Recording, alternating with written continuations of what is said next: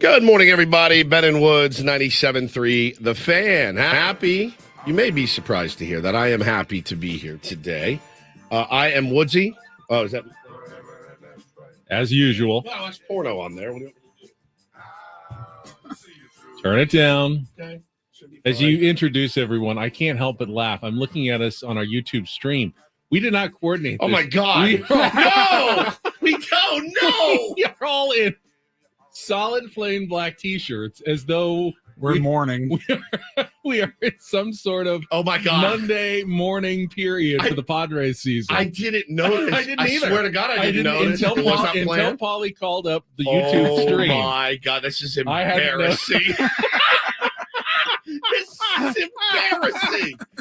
It's like we called my God. What are you wearing? What are you wearing? Well, let's just go with plain black T-shirts so we can all totally match. On my kids, there was no discussion. There was no text threads. It's embarrassing to look at. Jesus, dude, are you kidding me?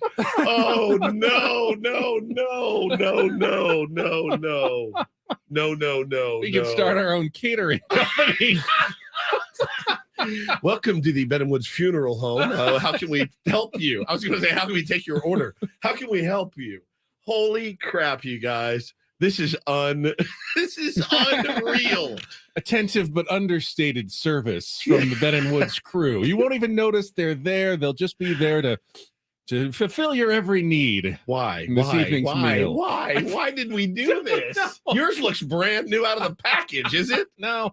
No, it just threw this one on this morning. Paulie and I 100% have the same brand. Fresh, clean threads. Thread. Is it fresh, clean threads or fresh, clean tees? They used to be fresh, clean tees. They rebranded fresh, clean threads. This is embarrassing. I can't even look at the chat. It's so embarrassing. It's Heaven's Gate Day. Do we have our purple shrouds ready as well?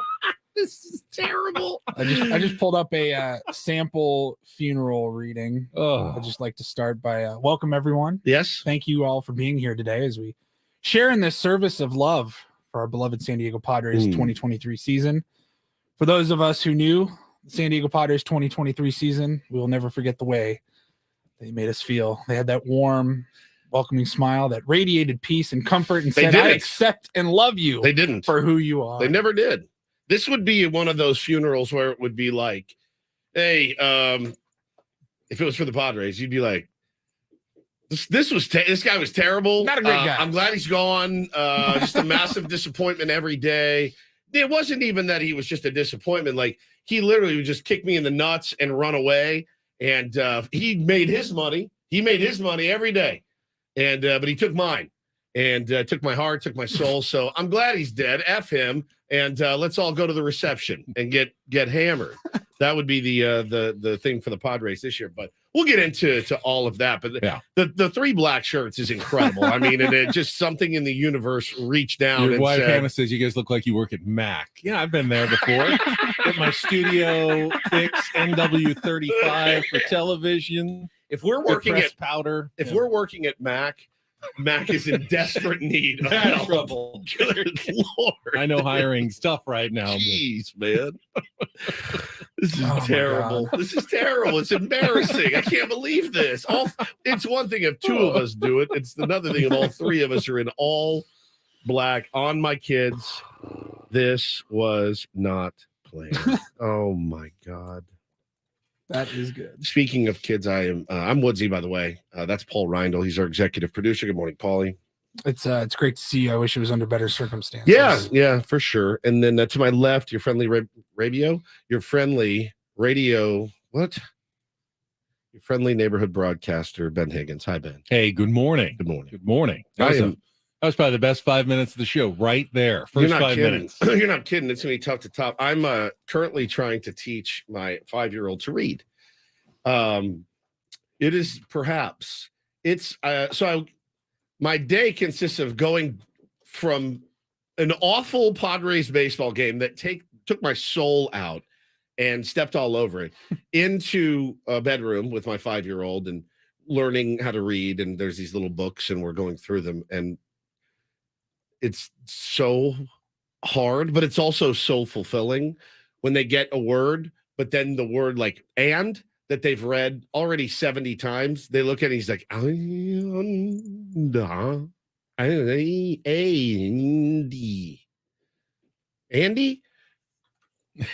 It's not Andy. You've already read this one. You've done this one before a bunch. A-N-D. D. Andy. Nope. It's and. I don't know that I'm the right guy to. Well, it's like baseball. Just because you hit a home run in one at bat doesn't mean you're going to hit one in every. He'll be like, Sam sat on the cat, no problem. And then he's like, Matt sat, and then it's and he's like, Andy. Matt sat on Andy. I'm like, it's not Andy, it's and. And I'm sure you reading. It's like these little. They're like training, but then you see him like get it, and he rips through one of the books, and you go, oh my god, my little guy's reading. So it's really, really cool to get to work with him on that every night. But yeah, you want to have him set up. He's got kindergarten starting in a few weeks. You don't want him to be the kid in class that's like gets nervous when the teacher calls on him. So trying to do a little work. And the good thing about him, it's kindergarten. They're not testing him the first day. I get it. How well do you read? Get up here and show the entire class. Well, let me tell you though, I remember the kid in kindergarten that like would get called on and be, like his parents didn't do anything with him. I want him, and he's so diligent. He likes the work.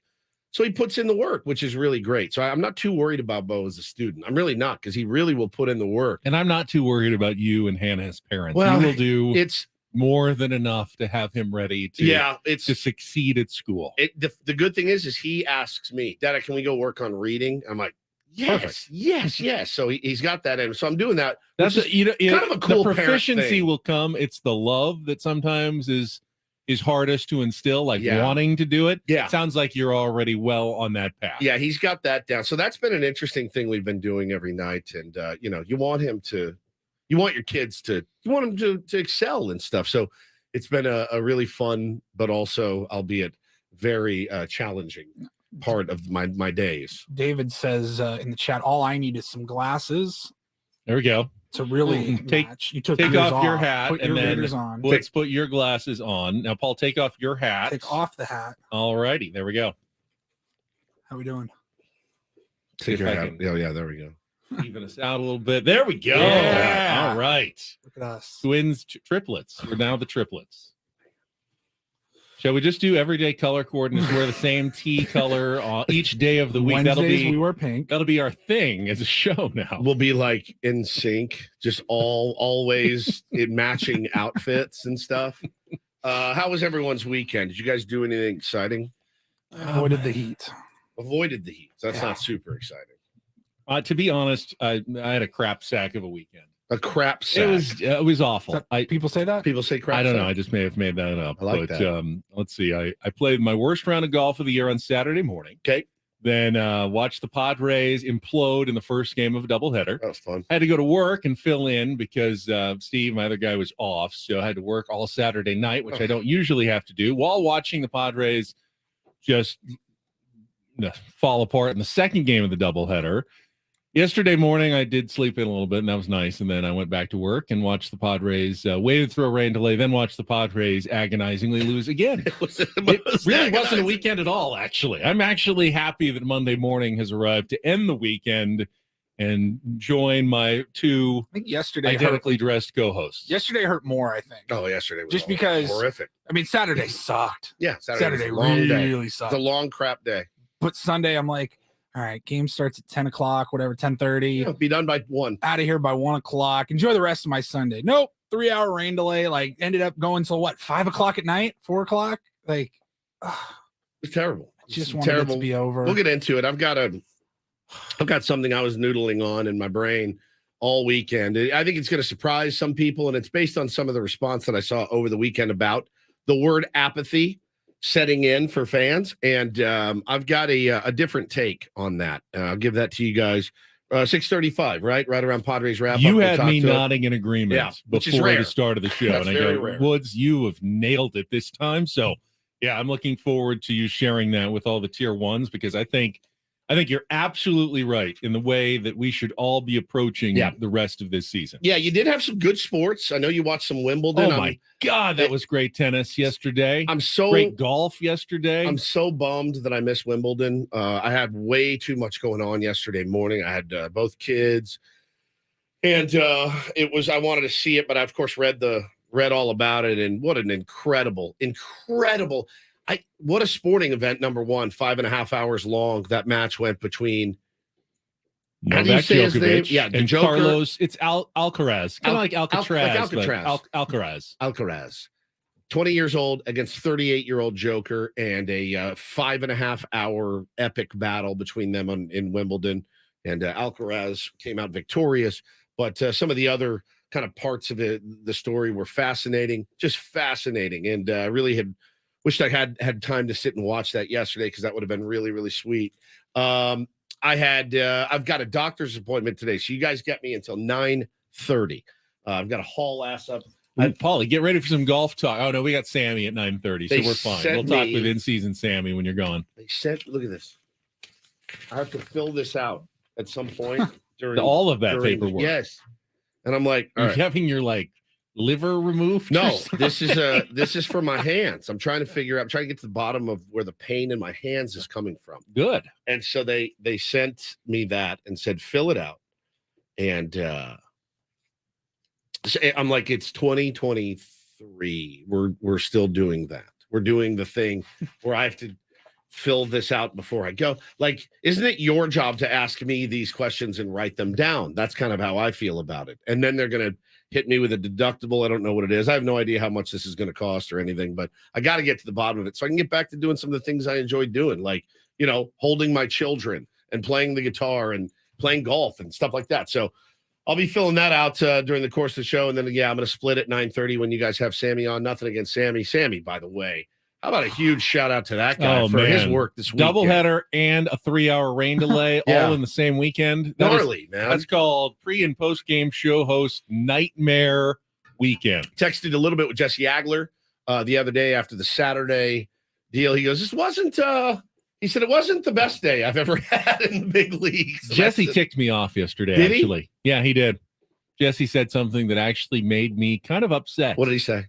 You want me to tell you right now? All right, I'll tell you right now. No, save it. All right, I'll tease it for after the Daily Ditty. I will tell you it's a Grand Old Monday. That means we have one of our friends from Cespedes Family Barbecue join us. It'll be Jake this week. Jake Mintz at 8:35. It was an interesting first weekend of the second half of baseball with some very pivotal series all around Major League Baseball, and the Los Angeles Angels now reportedly listening to trade offers on Shohei Ohtani. I'll spoil it. Padres don't look like they're going to be involved in those Shohei Ohtani trade talks, but he could be on the move in the next couple of weeks, which makes this a very interesting trade deadline all of a sudden. We'll talk about all of it coming up. Jake will join us at 8:35, as I said, in-season Sammy at 9:35 this morning. All guests on Bennett Woods appear on the Premier Chevrolet of Carlsbad Fan Hotline. Save money the right way with Premier Chevrolet of Carlsbad. Visit them today in the Carlsbad Auto Mall. Chevrolet, find new roads. It circles back to Paul again for a Daily Ditty selection and theme choice. Find out what that is. Feel good about this one. All right, coming up in just a couple of minutes, and then I will tell you why I was mad at one of my favorite people, Jesse Agler, yesterday. Coming up next, after our first check of traffic, Kelly Danick standing by. It is Ben and Woods and Paul, all in black T-shirts this morning on San Diego's #1 sports station, 97.3 The Fan.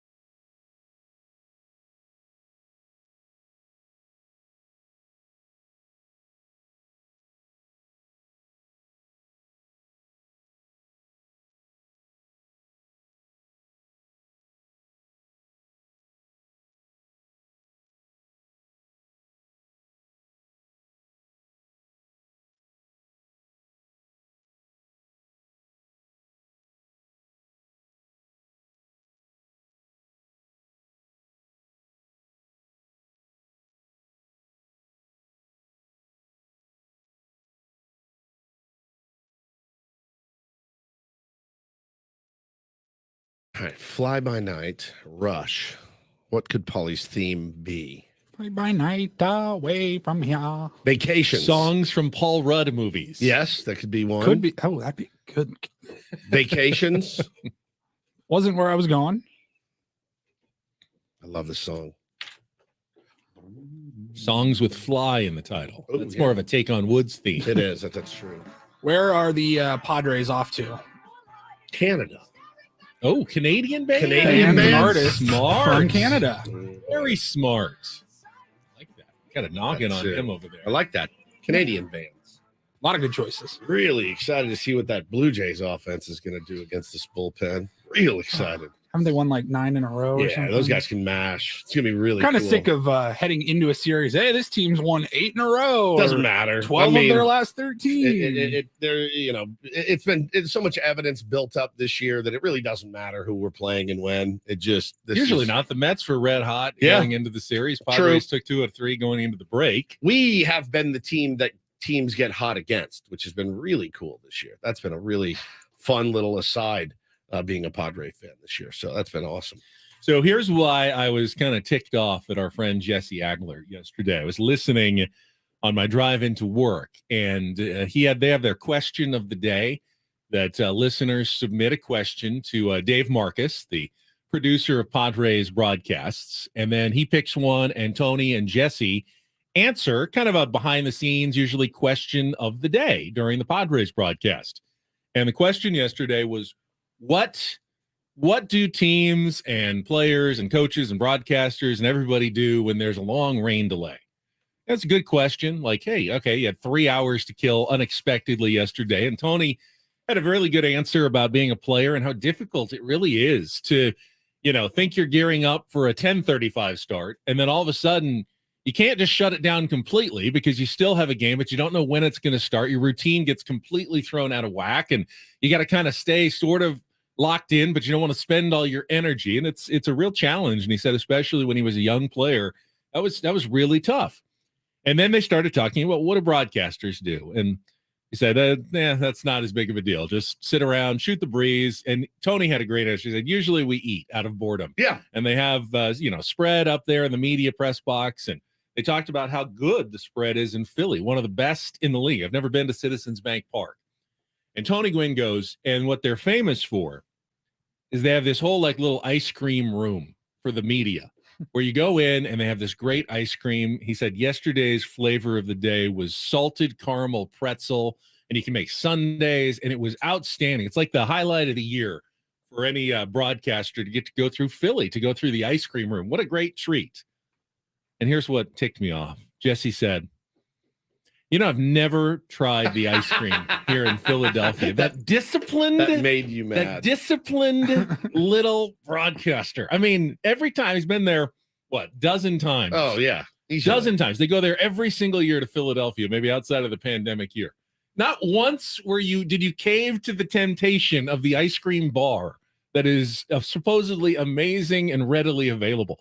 How does he do it? He goes on the road and he stays disciplined the entire season. He's a marvel. He really is. There's a chip in people's brain. I don't have it.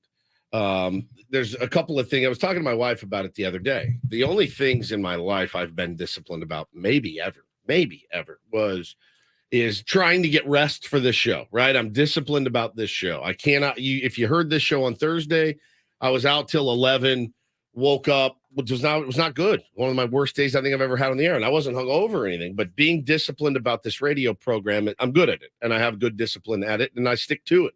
The other thing has been quitting my own personal Twitter. I've been very disciplined about that. That's the only 2 things in life that I've actually did and stuck to. But when it comes to food and stuff, Ben, oh man, the discipline.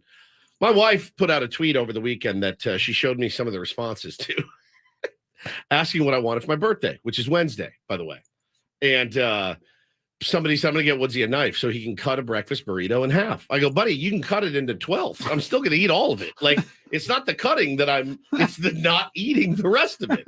You can cut it into 12 thin slices. You know what I'm going to do? I'm going to eat it like it's sushi. I'm going to pick it up, dip it in salt, then pick up the next burrito roll. I And, hey, by the love way, that. I love that idea. Burrito idea. sushi. That is a really good idea. not my worst Pick idea it up, dip at it in the all. salsa, You just won't- pop it in. By the way, you won't feel so bad. Let's start this company. We can all wear black shirts. Yeah. And we'll cater it to you. And we get one big burrito and slice it into thin pieces. You dip. You can even use chopsticks if you want. Sure. Dip it in the salsa. Tasty. Nice and firm. So she the one guy in there suggested a noose too, which I thought that was a nice touch to hear from one of my fans. Get him a noose. And I went, oh God, Hey babe, that happy birthday. stings. Here's a noose. I thought, well, that's joking about somebody dying is never funny, my friend. So I don't know if he was joking around or not. Saw a lot of some of the responses murdered me. Did you guys see some of the responses to this? Because I'm getting old and falling apart. People are like, dude, get him Metamucil crackers. Get him these little copper hand sleeves. And she's like, oh, he's got those. I mean, you should see my bedside table. You guys. I didn't see responses. I saw Filled. Megan said she sent a picture of ambrosia Salad. I love ambrosia salad. I'm the one human being alive that likes ambrosia salad. So yeah, some really nice responses in there too. Bobby Cressy had. I saw Bobby. I did see Bobby's response. Yes. He said, get a hotel and a sitter and bring a friend, preferably female. I go, Bobby, come on. Wow. That's over the top. That's over the top. As I grin from ear to It ear. is your birthday. She looked at me and she's like, you little turd. But no, so that was fun. Her showing me some of those. But yeah, It would be as fun if you got to the hotel with Hannah and then I was there smiling. there's Ben in my room. Hey guys, we doing dinner first? Should we just get this So out bring of a the way? friend. So let's just get this out of the way. Go to dinner. Holy smokes. All right. Let's hit the ice cream bar. Yeah, That let's hit the sounds ice cream good. bar. Yeah, listen, I can't hate on Jesse Agler for his discipline. I wish I had it in regards to food. We're all trying. We're all trying to be a little bit better. That's for sure. But coming up next, you guys, I want to get to, obviously we're going to do the recap, but I'm not going to cave. I'm not going to let apathy take over for me personally. And again, let me preface this by saying I'm going to say this black and white. You can choose to believe me or don't. It's not because I work here. It's not because I work here. I may not work here in 6 months. That's a fact. We don't know yet, right? Deal's not signed.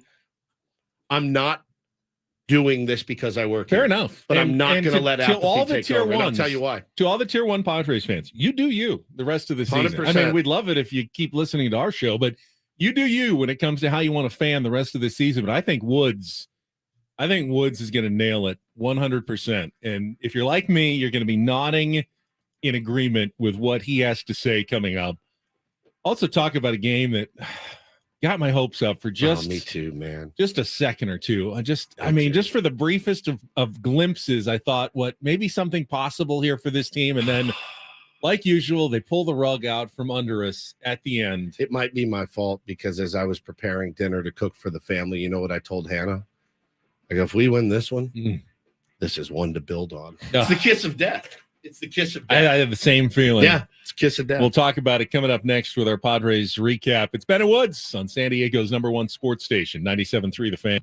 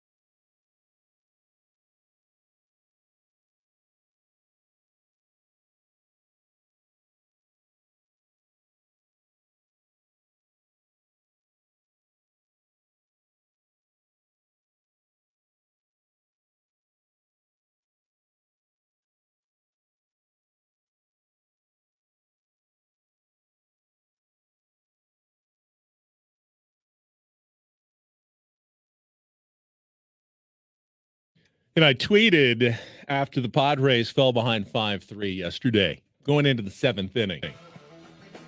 Yeah, I mean, all they really have to do is, score a couple of runs, shut down the Phillies for a few innings, and then win in extra innings. Piece of cake. I mean, it shouldn't sound as impossible as that sounds. But that, at the moment, it felt like there's like no way this team can do that, that they can bounce back, pick themselves up off the floor, score a couple of runs late in the game, and then have their bullpen shut out another team for like 3 or 4 key innings to win in extra innings. And then, lo and behold, what happens? They get the big hit from Tatis in the 8th. They tie it up. The bullpen actually does its job for 5 innings. 7th, 8th, 9th, 10th, and 11th. Yeah. Didn't give up a run. The maligned bullpen doesn't give up a run for 5 innings. Gave up. They did in the 6th, but no, they gave up the tying run. Hader gave up the tying run. That's true. Yeah, they gave up the tying that's true, run. In the 10th. Yeah, but for the most part, bullpen did an okay job yesterday, and then they still found a way to lose it at the end. It was just doubly agonizing from where the Padres have been this season. I am. Let's get to the Padres recap because I want to hear what Woods has to say and his philosophy now going forward for this Padres season. We'll get to all of it coming up right after this check of traffic on 97.3 The Fan. From the premier Kia of Carlsbad Traffic Center, part of the Premier Auto family, here's Kelly Tannick. Traffic is sponsored by the San Diego County Sheriff's Department. Couple problems here, guys. One of them is this collision on Northbound 5 at the Hawthorne Street off-ramp, and got a stall vehicle in the left lane on Northbound 805 right before the 15. The San Diego County Sheriff's Department's working hard to keep San Diego safe and is now hiring. The Sheriff's Department offers rewarding careers with growth and has an opportunity for anyone with integrity that wants to make a difference. Go to joinstsheriff.net to learn more. That's joinstsheriff.net. I'm Kelly Danik with Ben and Woods, San Diego's #1 sports station, 97.3 The Fan. It's a shame if they lose.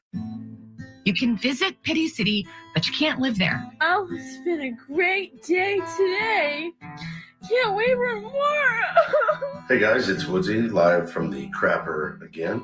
Did you miss any of the Padres game yesterday? Cancel the parade. That's why you play the game. God, here we go. It's the Padres wrap-up with Ben and Woods. Slam Diego?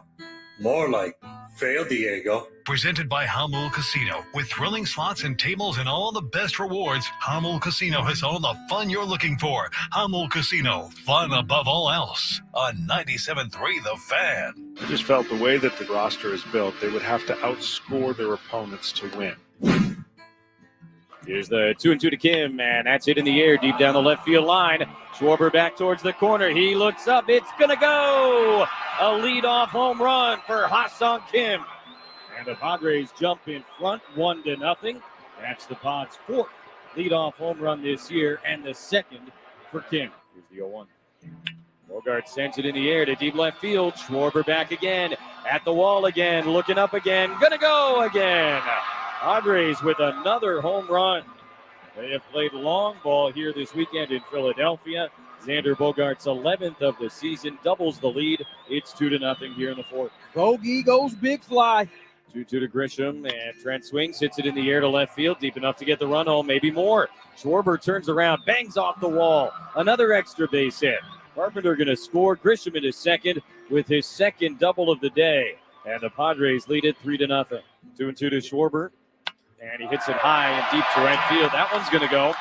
Line drive deep into the lower level down the right field side. Schwarber is homered in a 3rd straight game, and it's now 3-2 Padres here in the 6th. 1-2 to Real Muto. The pitch from Lugo hit on the ground and fair down the left field line. Manny Dove couldn't quite get there. Both runs are going to come in and score. A 2-run double for JT Real Muto, and the Phillies lead for the first time today. It's 4-3. Now 3-0 to Ellis with the bases loaded. Pitch on the way is outside, ball 4. Another bases loaded walk. Real Muto will come in and score, and the Phillies lead 5-3. Here's the 1-1 pitch. Fernando hits it on the ground to the left side. That'll go into left field and a base hit. Tim has scored. Machado's on his way. Schwarber's throw to the plate is not in time. And Fernando comes through. A pinch hit, 2-run single. And it's 5-5 here in the 8th. Padres showing some fight. 1-1 to Soto. Here's the pitch from Strahm. That's missiled in the air out towards left center. Rojas over and back. He makes the catch. Grisham will tag. He'll come in to score a sacrifice fly. And the Padres are back in front. It's 6-5 in the 10th. Here's the next pitch. And that's it in the air to center field. Grisham charging, and it gets down for a base hit. Line drive single from Bryce Harper to tie the game. 6-6 here in the 10th. He's set. Here's the pitch. Schwarber swings, lines it towards left center. Soto backing up. He'll make the catch. Sosa tags. Throw home, no chance. A sac fly, and a 12-inning win for the Phillies. Well struck by Kyle Schwarber to left field. Soto did everything possible, but it was always going to be deep enough to get the job done. How many times did you guys feel like you guys were close to finally kind of breaking the 0-8 extras, just the way the game was going? Is that what it is? Yeah. I have no idea what it is. We don't really care. We care about the losses, and we lose. So whatever the record is, it is. But we're just trying to go out there and fight and try to win a ball game. We're down. They came in, scored a couple runs. We came back and tied the game in the late innings there, and we would take the lead in extra innings and just keep fighting. Just continue doing that. It's actually now 0-9 in extra inning games this season for the San Diego Padres. They're the only team in baseball that hasn't won an extra inning game. And they've had more chances than most, and they are 0-9. Now 5-16 in one-run games this season. But to me, the most incredible of those stats, Padres are now 6-28 in their last 34 games that were decided by 1 or 2 runs. 6-28 in close games. That dates back to, I think, sometime in early May when that streak started, that they have been unable to find a way to win more than 1 out of every 5 close games that they are playing. It's staggering. There's no way any team, no matter how much talent you have, is going to be able to overcome that in the course of a season. You do that, you are doomed to a disappointing playoff-less season. There's just no other way about it. It's sad. Yeah, that's this series. We made a lot of it on Friday, and I think for good reason. Came out, won the first game, and you started feeling pretty good about how it was going to go. It looked great on Friday, and you had leads. Yeah, they looked okay. Yeah. I mean, the end. They had to bring in Josh Hader. That was costly. That was costly the next day. Their wins. That was a win on Friday night. Felt like a loss, right? There was not just. I didn't feel great after. There was not a clean, easy. Oh, okay, 8-1 victory, game over. No, you get the tying run on deck or whatever, and you got to bring your closer, and it's like, good God, man. Like, win a laugher every now and then, and play a complete game, complete first pitch to last pitch. But the way I look at it is this, Benny. I saw yesterday. I logged onto the Ben and Woods Twitter and was answering some listeners that had tweeted us over the weekend, and I saw a lot of the same comments about, okay, apathy is starting to set in, and I listened to it, I absorbed it, I waited a beat before saying, yeah, you're right. I'm apathetic about this team. And I will say this. That's exactly what they want you to be.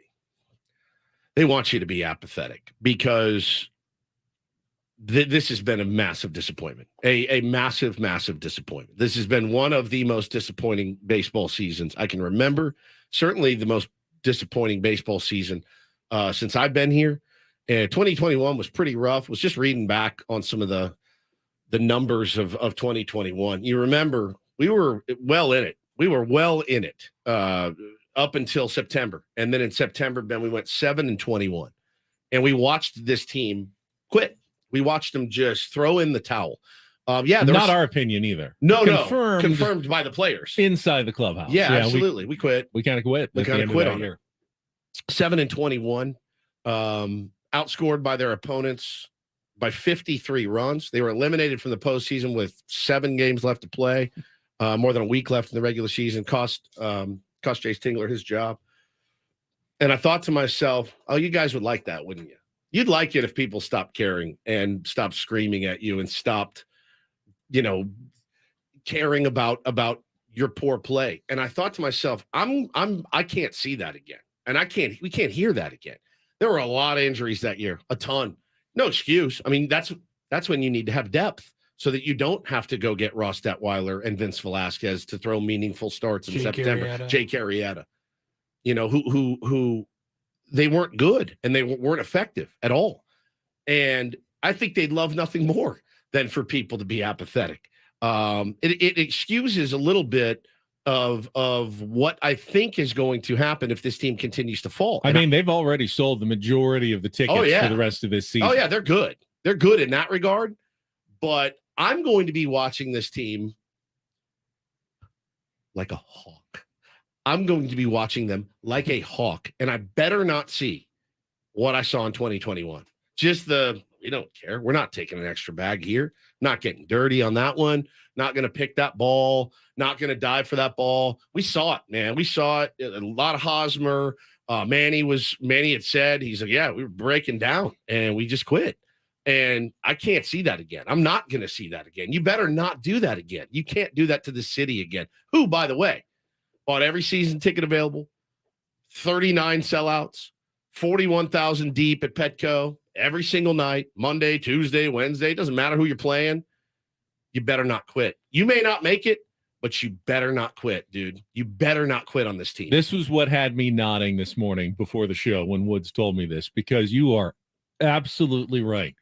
When September rolls around, and if the Padres continue like they're going, and they are out of it, the 12 games out of a wild card, the season is done. If you bought a ticket and you are at the game, you still deserve to see the best that you can get from Manny, from Xander, from Soto, from Tatis, from everybody on that field. I mean, it doesn't. Hey, they may not win when you go, but you deserve their best effort, the best show that they can put on the field, and we will find out. I disagree with people who say the reason the Padres are in this mess is because they didn't care, they were lazy, they were apathetic. I disagree with that. They are in this mess because they have not executed when they have needed to as a team on the field. I don't think it has anything to do with how much they want it, how much they work, or how much they care about it. Well, and the architect of the team has left many holes. True. Many holes. But from this point on, you're going to find out which kind of players you actually do. And I hope AJ Preller is watching as closely, because you're going to find out the players that you do want around going forward. Because I promise you, there's a lot of guys you still want on this team. Well, there's a lot of guys that you're absolutely locked into on this team moving forward. That you have no choice. You are, but to the guys you can count on, I think you're going to find out more about those guys in the next 2 months than you would have expected in a season that they aren't going to be playing for anything other than the name on the front and the back of their jersey and their teammates and the fans of San Diego. Yeah, the 41,000 filling Petco Park, buying every jersey, every iteration of every jersey you guys put out, buying theme tickets to get bobbleheads, like that are showing up for you. This team deserves, if you're not going to be a winner, then we deserve a fighter. I mean, I'm serious. And it doesn't mean anything on record wise. It doesn't matter how many, I don't even care what your record is in September. If you're out of it, and it looks right now, Benny, I mean, it looks, let's be completely honest. They're 10 games out right now of what's their wild card standing? They're 8 games out in the wild card. Yeah. I mean, it's not over. It's not over. I mean, they're not mathematically eliminated, certainly. They could go on a 6-game winning streak right now. They do exactly what we told everyone needed for this road trip. 7-3, come home at 500. But it would be their first 6-game winning streak in over 2 years. But there's no reason to think that they can do that.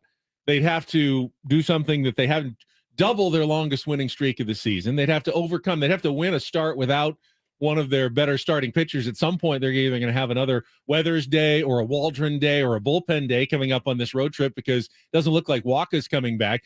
Plus, they, even when Blake Snell pitches great, they still find ways to lose games, like they did on Saturday morning. So there's nothing that makes you think that a 6-game winning streak is coming up for this team right now. No. If it happened, sure. Yeah, we could still talk about being buyers at the trade deadline, and they've closed the gap enough that, but why would you think that at this moment? That would be they've given us no illogical. Reason. That would be illogical thinking. They've given us no reason. But I'm telling you, man, I cannot see again what I saw in 2021. I just can't see it. The fans, everybody deserves better. And because listen, their checks are still going to cash every single week. Every single week, that money's still coming in, and you do have a duty to your city that you play for and the fans. You do have a duty to go out there and play your very best. And hey, listen, weird stuff happens in baseball. I absolutely know that. Teams get overhyped. They don't live up to the hype. It happens every year in every single sport. They fall flat on their face, and that's what we've seen this year. But you better not quit, man. You better not quit.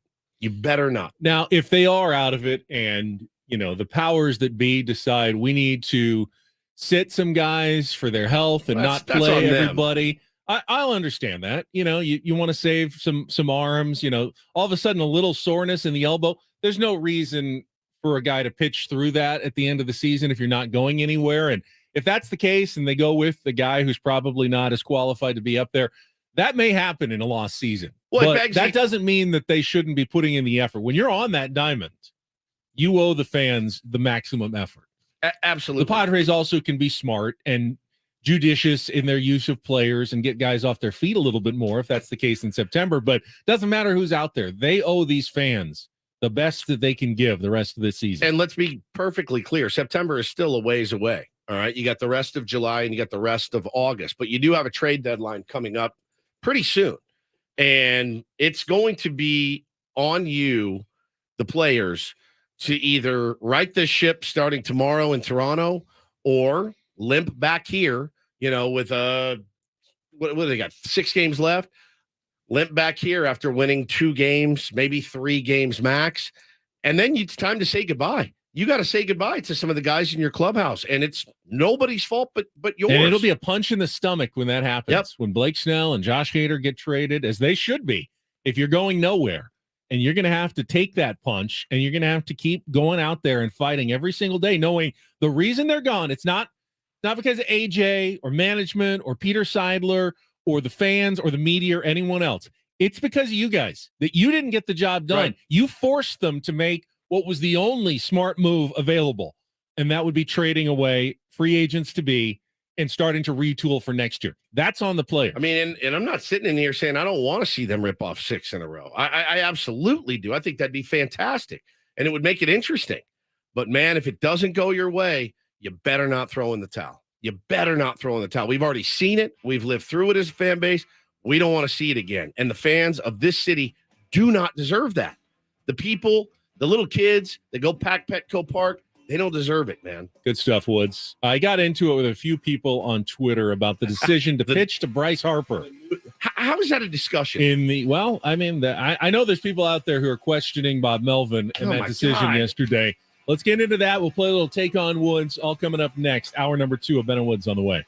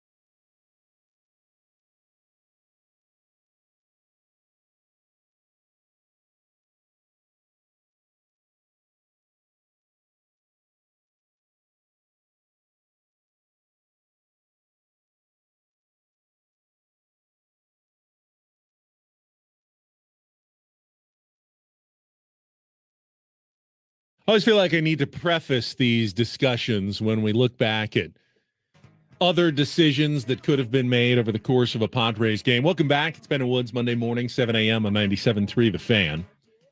Because obviously the decision they made didn't work out for the San Diego Padres. They lost that game. So literally any other decision, could have worked. You could go back in time, do something different because what you picked didn't work. And I'm specifically talking about the bottom of the 10th inning. Padres had rallied to tie and then take the lead on a Juan Soto sacrifice fly in the top of the 10th yesterday. And Josh Hader comes in. I mean, Bob Melvin rolled the dice with Nick Martinez for a couple innings. It paid off. Did really well. And he had his closer available with the Manfred man, the runner out there on second base, having to keep him from scoring. Get 3 outs before that guy could come around from second to score the tying run. You win the game. You split the series. Not only that, while you split the series with Philly, you gain ground on the Diamondbacks, the Reds, some other teams that are struggling in front of you. And you actually can say you may not have won the series, but it was a productive weekend for the Padres if you get those 3 outs. Hader gets the first 2 outs. Well, dude, yeah, it's that, and it's, hey, we were down, and we clawed our way back. That too. We put good ABs together off a really, feels really like a good significant pitcher. win. Yeah. Feels like a significant win. Tatis off the – I mean, the season was hanging in the balance when Fernando Tatis Jr. stepped to the plate. Manny called it a must-win game on Saturday. Yeah. On Sunday. So everyone knows how important this is. So Hader gets 2 outs. The runner moves over to third, and Bryce Harper steps to the plate. Bryce Harper, who, of course, broke our hearts in the National League Championship Series against Robert Suarez last October. Bryce Harper, former MVP, one of the best players in baseball, hitting about 300. And, the decision has to be made. Do you pitch to Bryce Harper, or do you intentionally walk him to bring up the next batter, JT Realmuto? Now, the book, as it were, in the history of baseball, tells you lefty, that's always an advantageous matchup for the pitcher. You've got a lefty and Bryce Harper up. You've got your dominant lefty closer on the mound, JT Realmuto, going to bat from the right side. You're playing into the advantage. Yes, not as good of a hitter, but a better matchup in terms of pitcher-hitter.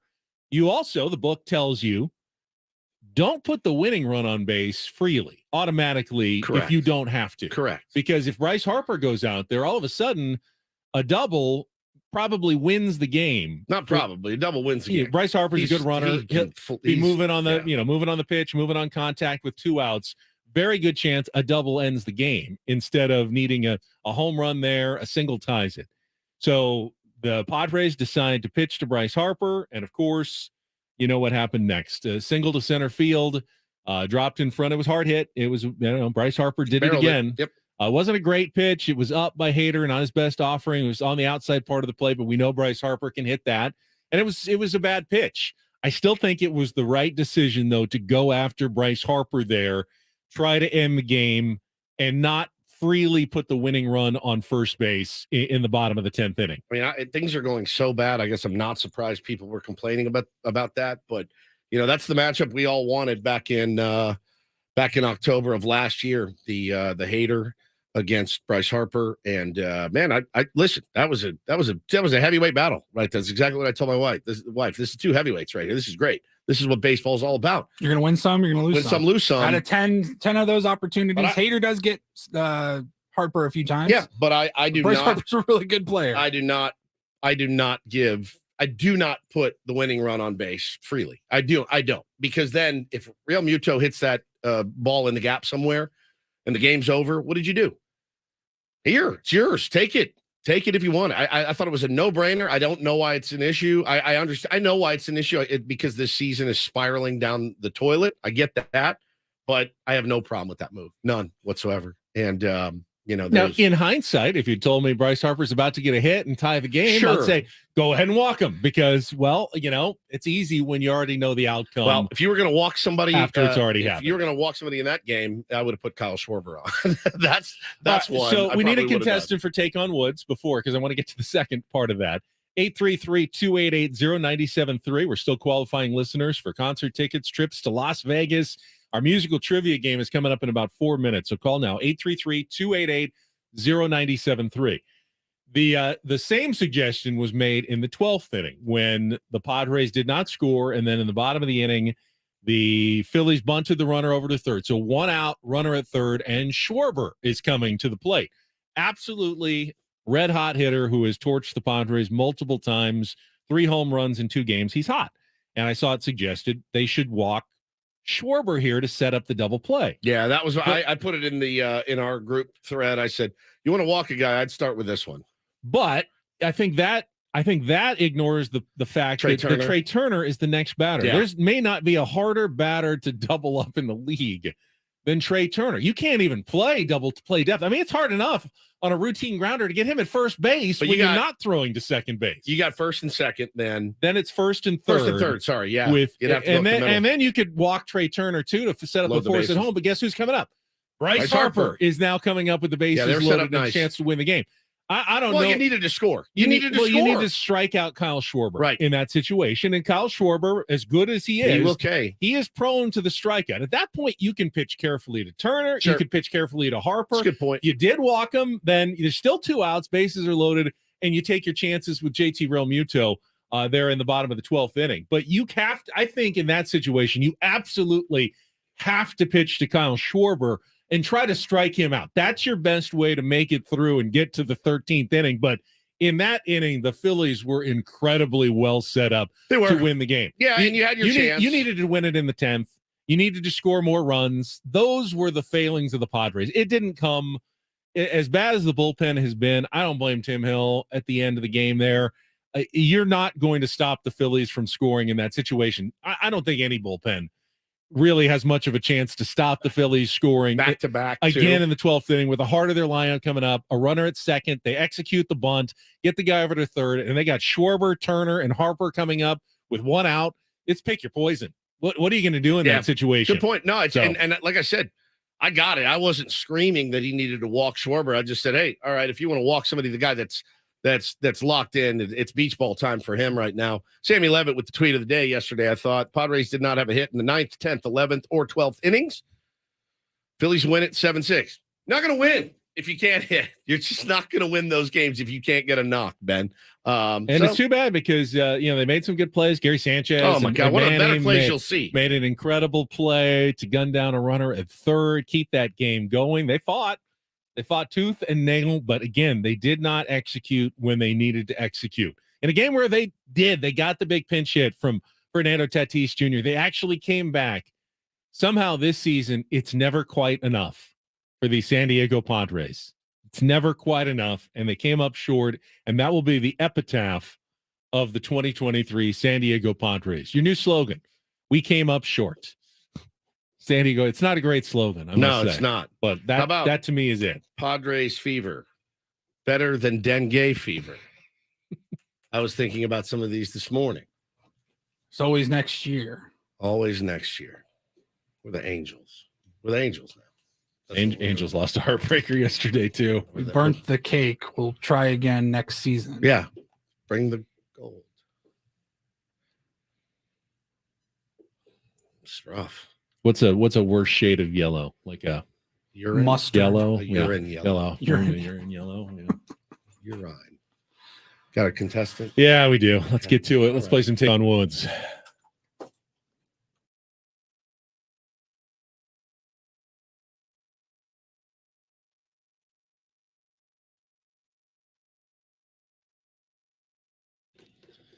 Oh, we got one of our regs on Take on Wood, but it's been a while. Roger, good morning. How are you? Good morning from beautiful Nashville, Tennessee. How you doing? On the road in Nashville. A long distance Take on Woods I like today. when Roger comes on because it's probably going to keep Woods in a bad mood. Yeah, because Roger's good. Roger, Woods, no pressure. Woods is left. This month's grand prize, the drawing is for a 2-night stay at the Westgate Las Vegas and 2 tickets to see Skid Row and Warrant in concert at the International Theater at the Westgate on September 30th. Tickets are available at Ticketmaster.com. Check out the new rooms at the Westgate Las Vegas. They have done a $70 million room renovation package. It's the home of legendary Vegas fun. You get to pick our category today in our musical trivia contest. bringing back, but who's counting? All about counting. The mystery category. I know Roger could handle that one. Or our new category is Can't Do It. 5 song titles to begin with the word can't. So, Roger, what are you going to play? But who's counting? The mystery category or Can't Do It? Well, for the most even playing field, let's do mystery. I like both it. of us are on the same People level. are afraid of the mystery category, but Roger is not. So here's how the mystery category works.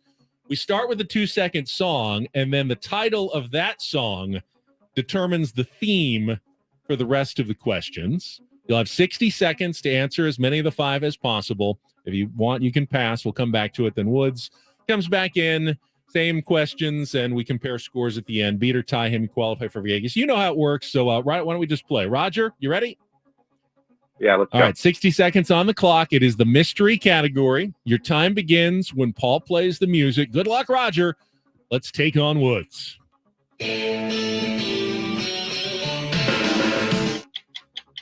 The Look, Roxette. Correct. A standout from U2's Joshua Tree album. Which song with an 8-word title focuses on the theme of spiritual doubt? Still haven't found what I'm looking for. Correct. Which band is best remembered for their early 70s hit, Brandy? You're a Fine Girl. Looking Glass. Correct. Singer Johnny Lee was doing what in All the Wrong Places on the soundtrack to the 1980 Looking movie? for Love. Correct. John Fogerty sings Do, Do, Do right before the 5. Looking out my back Oh, door. wow. See, he's so good. Let's go. He's so good. Roger, you're in, as usual. Put that name into the drawing. That is a perfect 5 for 5. I don't need to go through the answers again. The category, of course, look was the key word from The Look by Roxette. So let's bring Woods back in. All he can do is tie. I think he can do this. I think he can. All right, Roger's score is locked in. Let's get our 60 seconds back on the clock. Woods gets his headphones on. Time begins when Paul plays the music. Good luck, Woods. Let's take on Roger. Pass. A standout from U2's Joshua Tree album. Which song with an 8-word title focuses on the theme of spiritual doubt? I still haven't found what I'm looking for. Correct. Which band is best remembered for their early 70s hit, Brandy? You're a Fine Girl. The Austin Hedges special. Pass. Singer Johnny Lee was doing what in All the Wrong Places? Looking for Love. Correct. John Fogerty sings Do, Do, Do right before the 5-word title of which 1970 CCR song? Do, do, do. Something look. Do, do, do. Oh, looking out my back door. There you go. Let's go back to the 2-second song. Is that the Friends song? No, I don't know what that is. Pass. All right. Which band is best remembered for their early 70s hit, Brandy? You're a Fine Girl. Looking Glass. Correct. Back to the song. Last chance. What's the theme? Look. Look away. I don't know. Did I lose? I got Roger wins at 5 to 4. God, dang, I still that's haven't 2 found in what a I'm row. looking for. Looking Glass, looking for love, looking out my back door, and that was play it, Paul. Look. You're gonna kick it. You're gonna kick yourself on this one. Gonna kick yourself.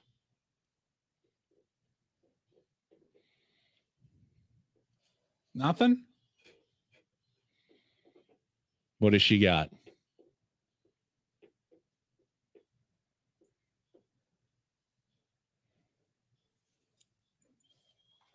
Oh, The Look. She's got the look It's by by Roxette. Yes. Son of a. That was the mystery category. The Look was the theme, and Roger wins Man, at I 5 to got 4. 4. You did I well, feel Roger. pretty good. Roger is. I mean, A 4-hit honestly, day. someday we need to have Roger in as our when they do this celebrity The tournament champions. of champions. Joe, Roger. Roger's like Ken Jennings. He'll get to Yeah. host the show when Yeah, you're yeah. on, and you've passed away. It'll be take on Roger. Oh my gosh, man. And people will call Damn in to it. battle Roger. Roger, great job. Paulie, I'm sure, has your information by now, but you're in the drawing for July. I swear I thought that was the Friends song. There's a little bit of that to it. Wow. Oh, man. All right. Don't Do This is coming up next. We have Dodger fans in our chat, which is weird. That's a don't do this for me. I've got one of them was like complimenting. I've us. got I've got bad fans Said we're in the my best crosshairs show today. that talks baseball in their market. Oh, that's fantastic. No one talks baseball in LA. And Lakers. that was the follow-up. comment. Lakers and the Rams. How's that Lakers summer league talk Yeah, going right seriously, now? it's so wild to me. Like the Dodgers, like I don't like the Dodgers, but like I'd be talking about the Dodgers every day if I had an LA sports show. I've got Does to nobody don't care? do this. Okay. Comes from Friday night's game. I had a buddy that was listening to the game on the Phillies radio broadcast Friday night in Pennsylvania. So This you is guys good. have to hear how their radio team just called the Soto home run. Oh, this is good. This is good. They got real. Their panties were very, very much jammed in a bunch. We go out to Looking Glass as we check traffic. Be back with Don't Do This next on 97.3 The Fan.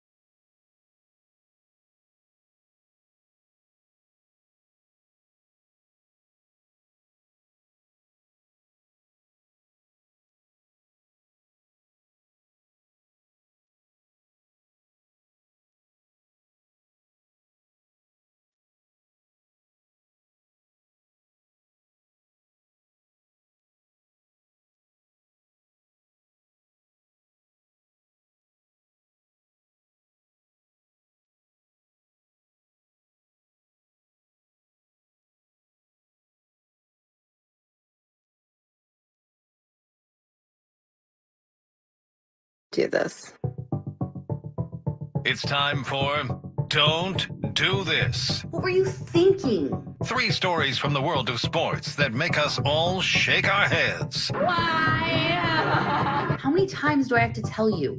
I'm sorry, I fudged up, guys. You idiot. You moron. Dumbass. The apple sometimes does fall from the tree. Don't Do This Do not tweet that. with Ben and Woods I like a Nickelback song or two. on 97.3 The Fan. Grangetto's Farm and Garden Supply is teaming up with 97.3 The Fan to give one lucky listener the chance to win a luxury suite for 20 people for the upcoming home baseball game on Monday, September 18th versus Colorado. Visit 973thefan.sd.com/garden for details and enter to win. All right, I'm going to start Don't Do This today. Put the fans in the crosshairs in 2 different sports. First, at the Tour de France. All right, it's a big cycling race. We don't really care as much anymore. I've kind of lost my interest after all the Lance Armstrong, drama a few years ago. Did you have great interest in it, and then Lance Armstrong broke your heart? A little bit. Did you? I actually followed the Tour de France, but like when he was winning a bunch in a row, it's like this American's dominating. It was awesome. It was like the Tiger Woods of cycling. But I didn't I got into it a little bit. Didn't you know then? Like when we were watching Barry and No, Sammy, I was innocent. I didn't know. You didn't know. I didn't know. You didn't know McGuire know. in '98. It felt like a good story. I mean, he came back from cancer, and It was a great He felt story. like an American hero at the time. Where was I born and raised? Texas, bro. You couldn't go anywhere. Live strong. Oh my God, you couldn't go anywhere. Hey, how you doing, buddy? Shake a guy's hand. Guess what he's wearing? Live strong. It's soured a lot of people on the sport. But they still do this every year. It's an amazing test of endurance. It's incredible. And they have man. fans, lining the towns and mountains of France watching the race. Anxiety. These fans are the worst. I mean, first of all race long, they throw beers on people as they're going by, like drunk fans. You think that happens just here at Dodgers games. It doesn't. But this was horrible.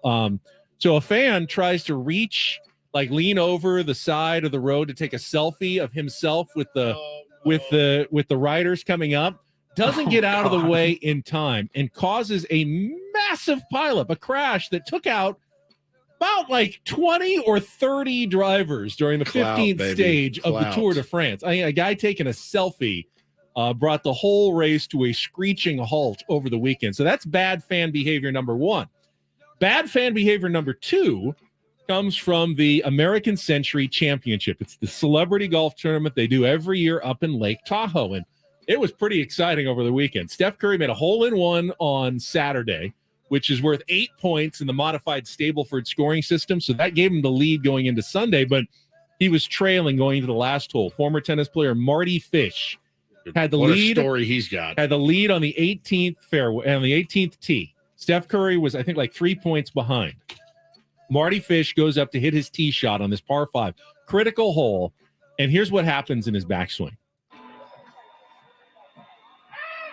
Right as he's going back, did you hear the fan go, ah! Yes. Right as he's at the top of his swing, blew it 40 yards to the right, ended up punching out, got on the green, made a par, but that's, that's no point. So it gave Steph Curry a chance with a birdie to tie and an eagle to win. And Steph Curry put his second shot on the green about 15 feet, rolled in the birdie putt or the eagle putt to win as it's about 2 feet from the hole, just like on a 3-pointer.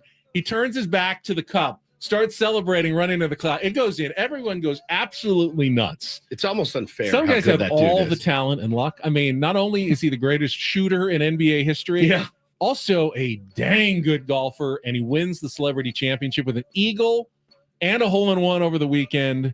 Congratulations to Steph Curry, but man, I am jealous of that guy. It's incredible. It's incredible. Little guy too. I mean, not for. You'd be surprised how big. He's if he walked in here, tall as Ben. If you walked in here, he's like 6'4". He's my height. Yeah. He's my height. You'd be stunned if you walked in here and you go, "Well, who's that big guy?" Go, that's Steph Curry. NBA guys are all smallest tall. guy on the court. It's the smallest guy on the court. He's 6'4". He's my height. He looks like a little bub out there, dude. Hey, little guy, you hit the ball a long way. I'm actually 3 inches taller than you, pal. Well, good for him, I guess. I can't hate on it, man. No. It's amazing. Just It was fun to watch. to be that good. See him just sprint up the fairway. Well, this is the antithesis of sprinting, Paul. Paul had got a text. Who was this from the other night? This is fantastic. Our buddy Alex, he texted me on Friday night and he said, listening to the game in Hershey, Pennsylvania on the radio. Yeah. You should hear how their radio guys just called the Soto home run. Okay. They're mad that Soto got extra time in the at-bat. He hurt his hand. He hurt his hand. They were very upset about It's been happening all season long. Philly fans, man, I got to tell you, congratulations on taking 3 of 4 from us. And that being said, you guys are softer than Cheese Whiz. They really are. Their beat writer, Howard Eskin or Erskine, whatever his name is, he was losing his mind because he actually said that was the 10th slowest home run trot of the year and blah, blah, blah, and the slowest of Juan Soto's career. I'm like, you got nothing better to do than time someone's home run trot, right? So Soto hit the thing that's been happening, it's his bottom hand. He swings. It's been happening to Manny a little bit too. It's the knob. The knob, I think, is grinding into their hand. Vibration and it or something. hurts, man. It hurts like stinger. hell. So he takes his time. He gets back in the box. The umpires give him extra time, as they would a catcher that wears one off the inner thigh or wears one in the throat. As catchers do when an umpire takes or one. a pitcher wears one off the shin. It's not competitive advantage to let a guy get his hands back. Gets up, hits a bomb. He does, takes his time running around the bases, but didn't do anything. Didn't put the bat between his legs and give it the old wiener air hump at the pitcher. He just ran slow. So listen to these guys pee their pants live on the radio. 1-1 pitch. Swung on, hit in the air to center field. It's hit well, and Marsh looking up, and that one is gone. A 2-run home run for Juan Soto. Wonder if he's going to make it around the bases. Yeah, he's taking his time. That's just. And that, man, he is just I would getting to love base. to see a Nolan Ryan against him. I really would. Why, Larry? That would not. It's not tolerated. And he has just touched home plate. It is Soto's 16th home run of the season. Well, and that's a big one in this 6-1 game. So another dinosaur sitting, and Larry Anderson pitched here, I think, for a minute. He was the guy famous for taking sunflower seeds and putting them all over his face. Remember him? Remember that guy? Great claim to fame. This is what he did. And they showed on Twib notes. Hey, here's Larry Anderson. He got 80 seeds on his face. I missed this week in baseball. I did too. Especially the Twib closing notes. theme music. Oh, it's great. Dun, da, da, da, da, da, da, da, da, da. That being said, man, I mean, what did he do? Why do you want to see Nolan Ryan against? You want Nolan Ryan to hit him? Because That's what I got. Hey, from Nolan, that. what did he do? Well, he ran too slow around the bases. Give me a small break.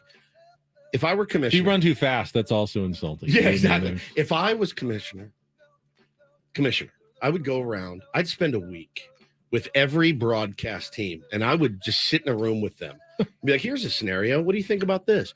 Stop getting guys in there that do nothing but call for violence, okay, and hate the game of baseball. Please, I'm begging you. It's the best way to get the game to grow, Ben. Have people that actually enjoy the game of baseball. Really, like, you're going to drill Juan Soto because he ran too slow around the bases. He didn't run backwards. He wasn't grabbing his hog as he was backing around the bases.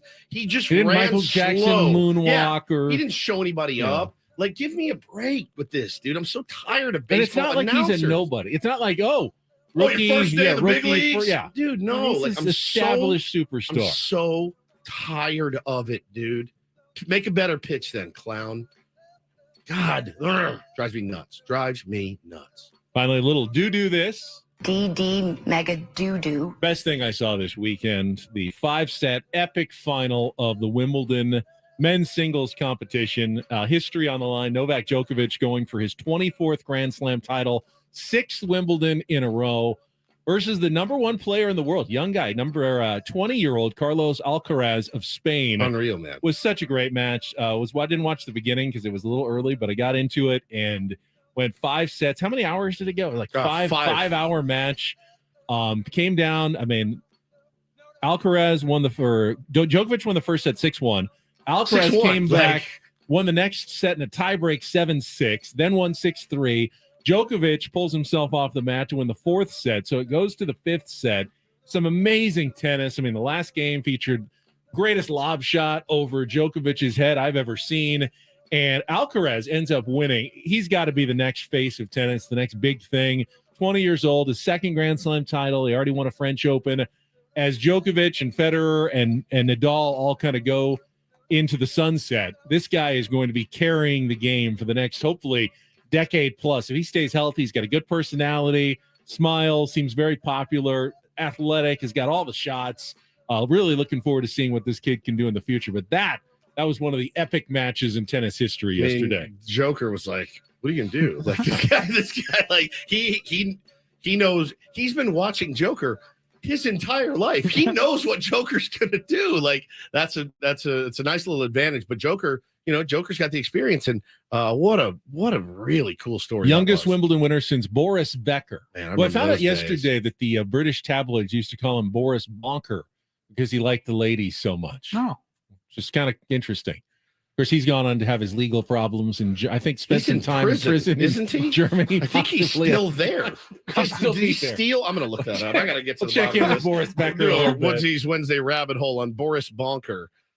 Maybe on Wednesday. Speaking of your don't do this and slow pitch clocks, we haven't discussed why Bob Melvin got ejected from the game yesterday.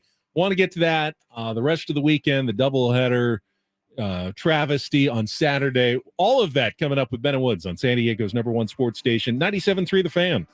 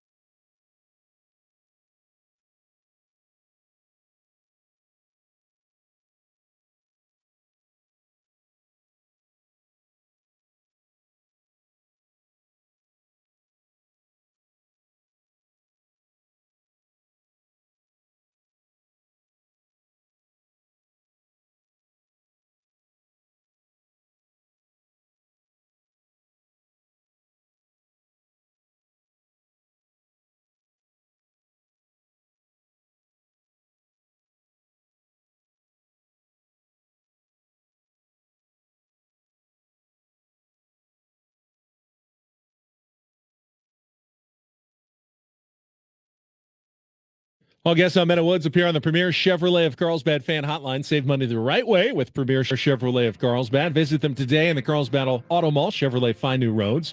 Got Jake Mintz from Cespedes Family Barbecue. Great podcast coming up in 1 hour from now at 8:35. In season, Sammy Levitt will join me at 9:35 after Woods heads off to the doctor this morning. Don't mind me, just filling out reams of paperwork. Got your COVID screener and all your insurance information. Your health history.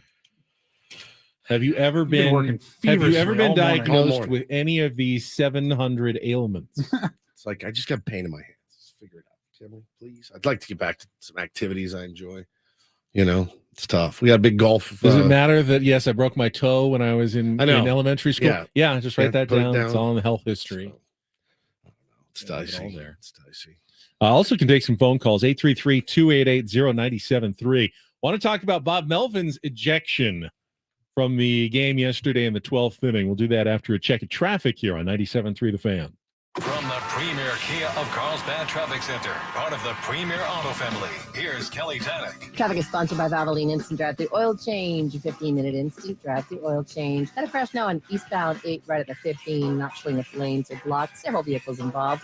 And lanes were blocked. Northbound 15 past the 52. They managed to push that multi-vehicle accident over to the right shoulder, but still seeing a lot of residual slowing.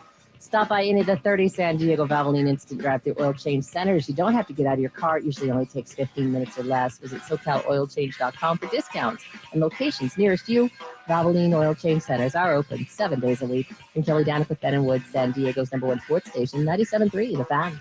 As a staunch advocate and proponent for the pitch clock and what it's done for baseball, kind of pained me yesterday to see how it was mismanaged in a critical situation in the top of the 12th inning with Rougned Odor at the plate. And I don't know that the television broadcast actually painted the entire picture of what happened with the 0-1 count. So the pitcher Hoffman was on the mound. Odor was out of the box. Runner on, so you get the 20-second clock that is ticking. But according to Kevin Acee in his newsletter this morning, what happened was the third baseman, Edmundo Sosa, noticed there was something that had floated like a hot dog wrapper or something had blown onto the field, kind of in the grass between home and third. So he left his position to go pick it up and throw it off the field while the pitch clock was running. Yep. That's what Odor was looking at. He was looking at the third baseman because you could see him. He was standing just outside the box, but wasn't looking directly at the pitcher who had stepped off the mound because his third baseman was out of position. Because there was a runner at second, the shortstop, I believe Trey Turner had run over to third just to make sure Matt Batten didn't take advantage and run. Yeah. So they moved out of position to remove some debris from the field. I think Odor logically thought, oh, hang on, timeout. We're resetting here. But the umpire never stopped the pitch clock, and then Hoffman jumped right on the mound right at 8, and then Odor, he jumped in at 7, but by then the umpire said too late. You're not ready at 8, and that's a strike on Odor. 0-1 to 0-2. Which Bob Melvin lost his mind, came out and got ejected. Odor, one of the scariest guys in the league. You are not gave the umpire the death of death glares. Like, I'd be afraid if I was the umpire and I was getting that look from Rougned Odor. Ended up taking a ball and then struck out swinging. 2 strikes, real, and 1 given by the umpire. I mean, who knows? Given one more opportunity, what could have happened? Just no feel for the game whatsoever behind the plate for the umpires. Really, I mean that is one of those where they're terrible, and a lot that went in the Padres' favor. Yeah, but I kept hearing, I heard Don or Mud say, thank you. Yeah, thank you. At least 10 times this weekend. Letter of the law, yes, he was not in the box and ready to face the pitcher at 8 seconds. Pitcher was not on the rubber, though. He got on right at 8, and Odor then jumped in right at 7. But at the same time, it wasn't explained that, yes, there were all these distractions. Someone was picking up something from the field and throwing it off the field. It's the 12th inning of a critical game for both teams in a pennant race. If you can't at least in that situation have the latitude to go, hang on, let's I've seen what's happened here. Let's reset the time clock. Let's make this a fair playing field for both teams. What are you doing, Major League Baseball? That's not okay. I like the pitch clock, but there must be the opportunity in a situation like that when something unusual happens. Hey, if Odor just wasn't in the box and the pitcher was ready at 8, bang him. It's fine. That's what the rule is there for. You need to be ready. It's on the player. But when other guys are running around, picking stuff up off the field, people are moving all around, the pitcher is not on the mound. In no circumstance should you be calling a pitch clock violation. And there, you shouldn't have called one on the pitcher either. He should have gotten the latitude to reset as well and have his time to get his signals and go through it and throw to Odor. It was so confusing because you couldn't see from any of the angles what was going on at third base, but there was clearly something was going on. And when the umpires all got together, I thought for sure the third base umpire was going to be like, no, that was my time or whatever. Like, here's what happened. You know, he saw Bob, he kept pointing at the third base umpire like, no, let him talk. You know who the crew chief is, that crew. It's Phil Cuzzy, who's got...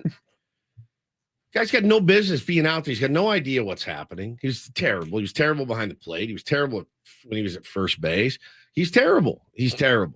But nothing will ever happen to any of these guys, and they're deciding games, and that's not what you want to see. You don't want to see officials deciding games.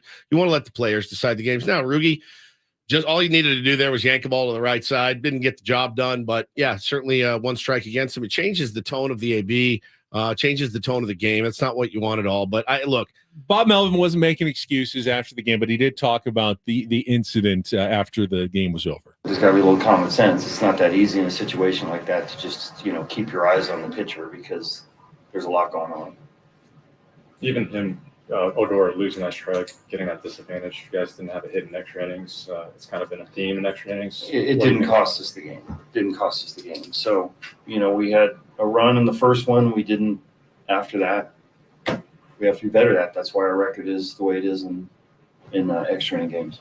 So Eric on Twitter says, be ready. Let the other guy get the violation. If you're a left-handed hitter, though, and you're standing and you're outside the box getting ready to get in the box, and you see the third baseman run to pick up a piece of garbage, naturals is, oh, no, I'm not going to get in yet. Let me be a good sportsman, I guess. Let's let him pick up the garbage, throw it off field, get back to his position. Then I'll get in the box. Then the pitcher will engage. This has been happening in baseball for 100 years, where you can no longer just say, hey, hang on, time out. There's a friggin' beach ball out there. You're telling me every time there's something that jumps on the field, you need to be standing in the box, bat up, ready to hit? I don't know. I don't think so. I think with so many moving parts, obviously Rougned Odor was like, no, I'm not gonna get in and be ready to hit if the third baseman's charging in to get a piece of and the pitcher's not on the rubber. So yeah, it all sounds fine and dandy. Like, we'll just be ready.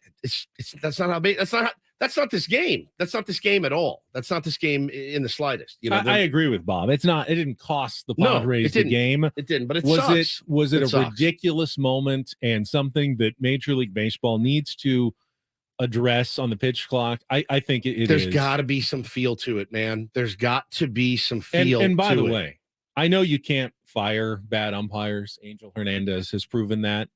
Is there any way you just put like Angel and Phil Cuzzy and some of the other bad umpires, put them all in one crew together, and then assign them to whatever series has the two worst teams every single series? Oakland, Kansas City. Yeah. Oh, well, no, too bad. You're getting the terrible umpiring crew follow for this series. around. They just follow the A's around all season. Personal valet. No, we're not punishing you. We're not firing. We're just giving you randomly assigned series all year long. Angel, you're working with Phil and it's wild, man. It's wild. It's just there's just no feel for it. And especially that situation in the game. Hey man, it's okay to slow it down a little bit right there. It's okay to slow it down when the third baseman is off his position, running in to pick up a piece of garbage, to say, hey, we're shutting this down, reset, you're on the bump, ready, 5, 4, 3, 2, 1, get in the box, engage. Let's go. Let's finish this ballgame. There's just no feel for it, man. Yeah, it's not hard. If a guy's trying to game the system and trying to gain an advantage, not hard for the umpire to ascertain that and go, no, you weren't ready. Yep. They're going to bang you for a strike. 833-288-0973. Let's get to the phone lines. Last couple of minutes of this hour. We got Joey on the line. Joey, good morning. Welcome to Ben and Woods on 97.3 The Fan. Hey, Ben. Hey, Woodsy. Good to be on with you guys. Hey, buddy. And, I agree with you about the pitch clock. It's kind of in the same vein for me as the replay where somebody say dives headfirst into third base, and as their abdomen is going over, and they clearly beat the throw as their abdomen is going over the bag, it's just an inch or so off, and they call for a replay. There's no way that, something like that should be adjudicated. It's like, hey, look, he got there, he got the bag. Don't, get ticky-tack with, with his abdomen being an inch or two above the bag, all right? That's one thing I don't like. What I was calling for this morning, look, I'm going to go to Santee today and lay outdoor tile. So I want to get some bad juju out of me before I have to go and deal with that. What, 115 degrees is not your style? A ripe 92 or 3 is right. plenty, okay? Balmy. So I want to offer some comments on the Padres that might crystallize the fans' frustration. Certainly it has to do with mine. We have 2 national championship National League championships under our belt. In 92, we were 22 games over 500, 92 and 70. We took on the Tigers. The Tigers still, if I'm not mistaken, have the best record through the first 40 games at 35-5. 84, but yeah. Yeah, 84, yeah. In 84, they cruised to that title. And they could arguably be called, they dispatched us in the World Series. They're easily in the argument for the best single season team of the 1980s. Correct. Then we get our best record ever in 1998 with 98 wins.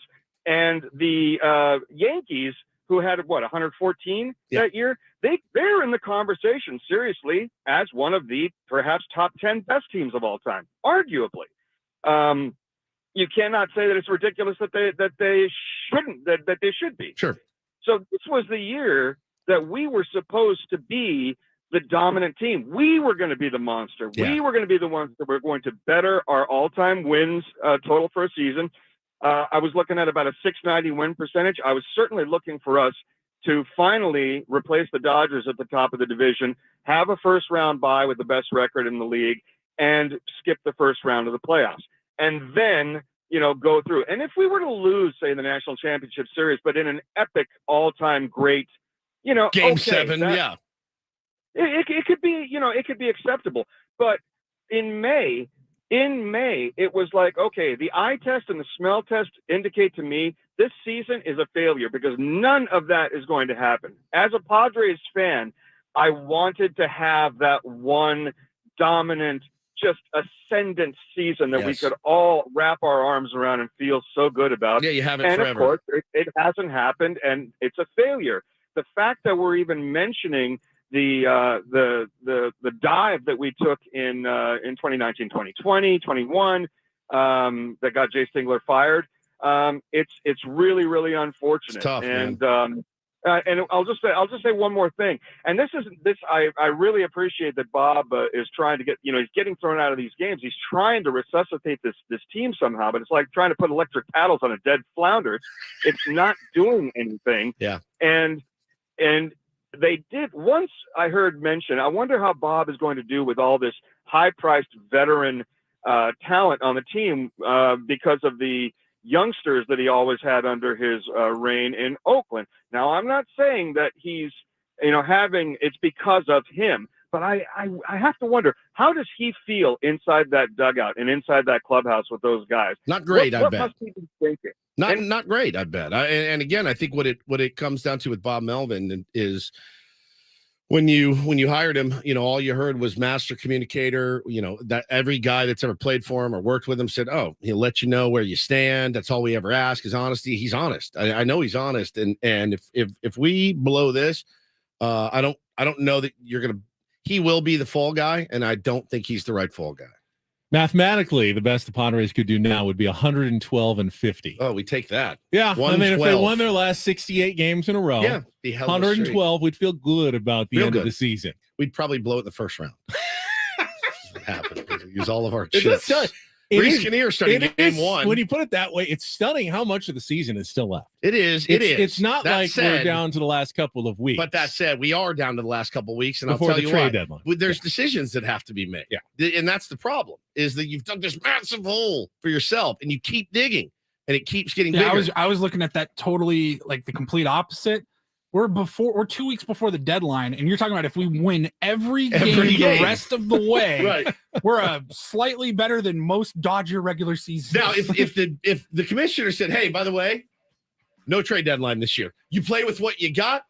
Fine, I'll take my chances, and the playing field is then even. It's not. You're going to have to make major decisions on major Other parts teams of are your going to get roster. better that are in the playoff chase, 100%. and you can't really justify it right now. Well, it's a problem. We'll talk about it more phone calls. Still haven't discussed the other games of the weekend. All of it coming up with Ben and Woods on 97.3 The Fan.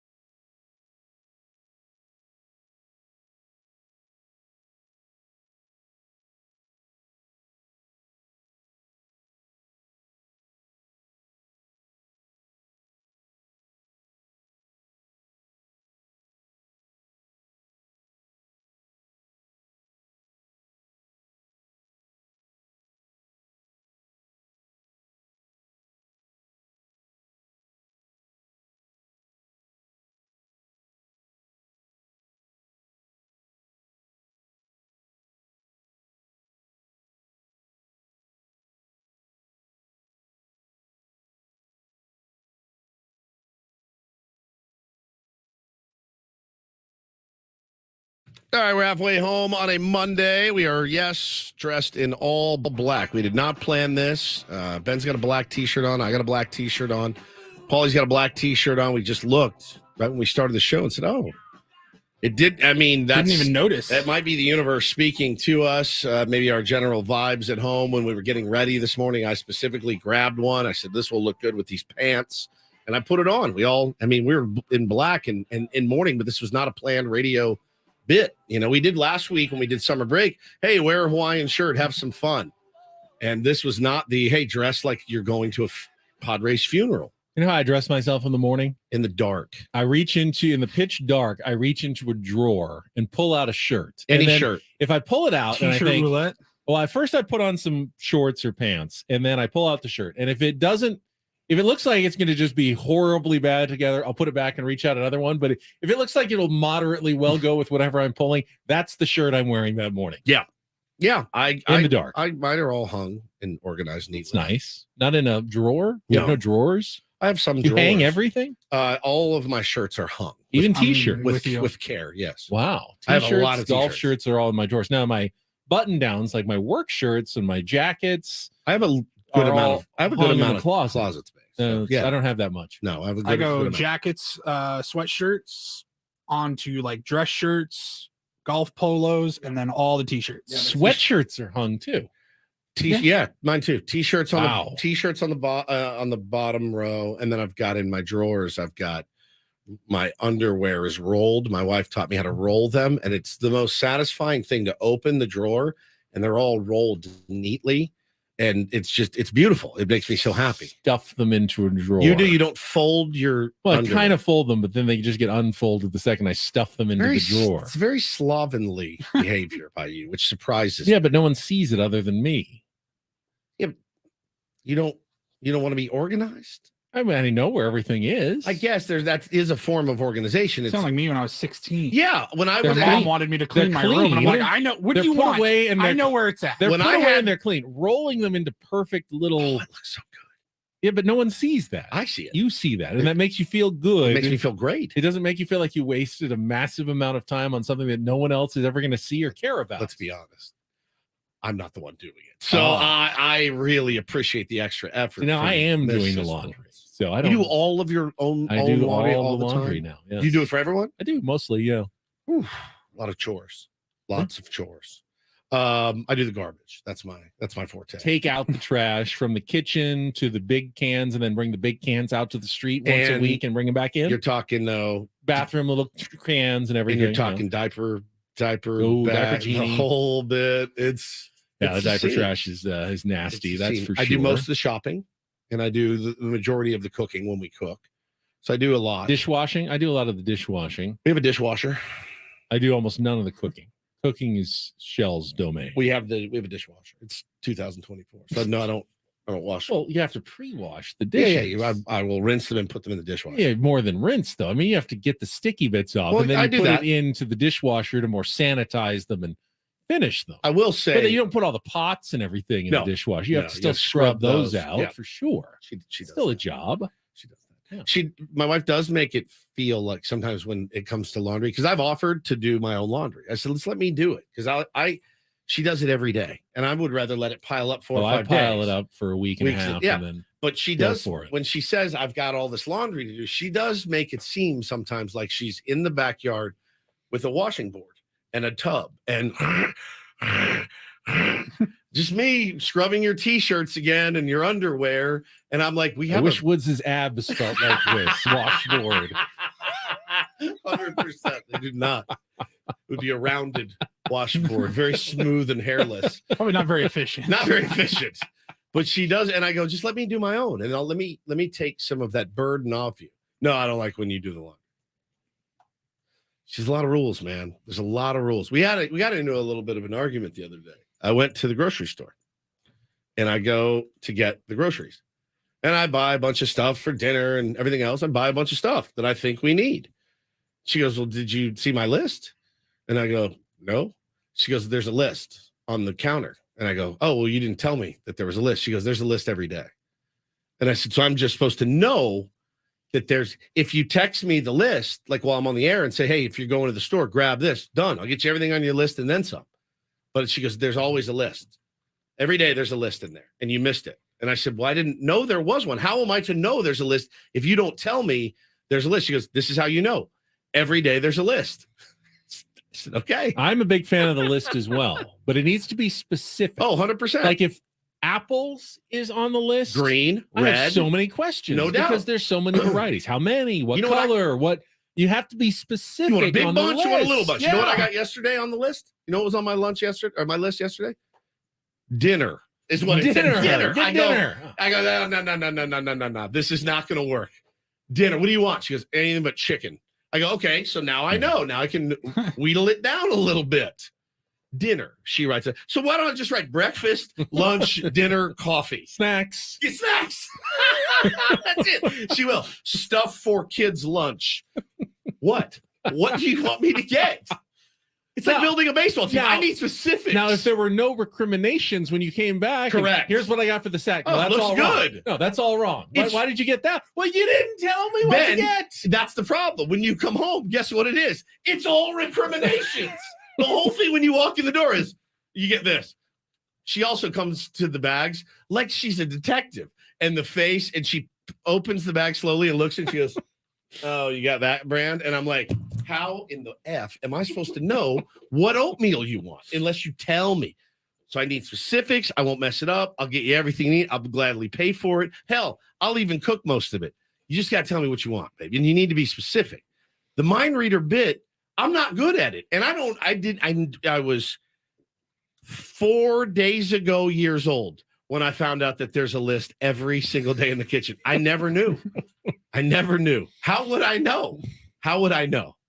So that was really. So does that mean she's been writing this list for however long, and you've not even realized there was a list? Every now and then she'll text me like, "Hey, will you grab this stuff?" I go, "No problem." But I'm supposed to know that every day there's one. We keep Megan got this like magnetic board list on the right on the fridge that we put all of our staple groceries on, and if you use something all the way up or whatever, cross it off or erase it, put it in the need to grab section like next time you're at the store. Wouldn't it be I don't want to mess with your system because it sounds like you have a good system. It works. Wouldn't it be smarter to put on the board what you need? Because then you'd know, like you write chicken, pasta, shrimp. It's essentially what we're doing. But it's the opposite. But we're showing what we have.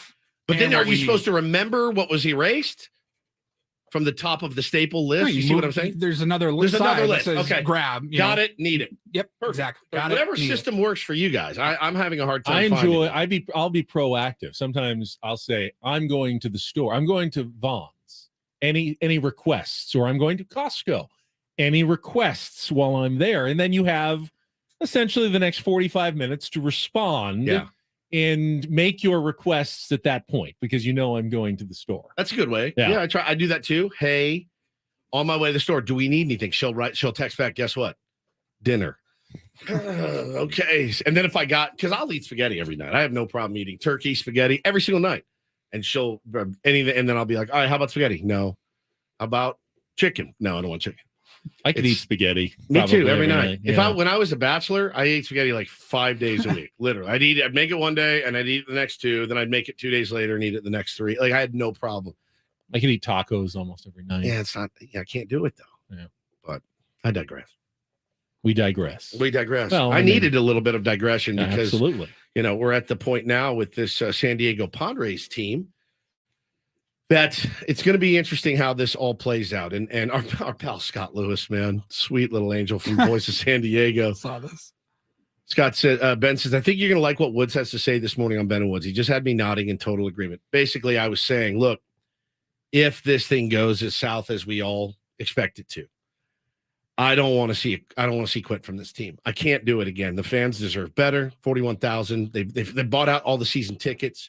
People are still hungry for a winner in San Diego, and I don't think that's going to change at all.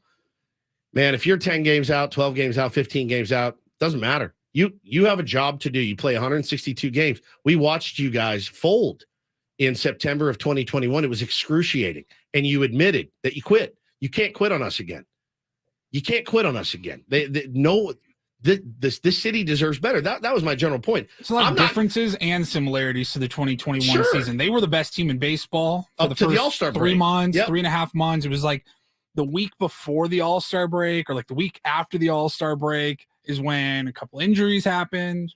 He didn't land the big move at the trade deadline. Felt like some air got let out of the tire there. But you still had such a comfortable lead 100%. that like the month of August, which I don't remember being very good, it didn't kill you. No, but you just were like slowly bleeding out. This team has never been the best team in baseball. They've never won more than 3 in a row. Yep.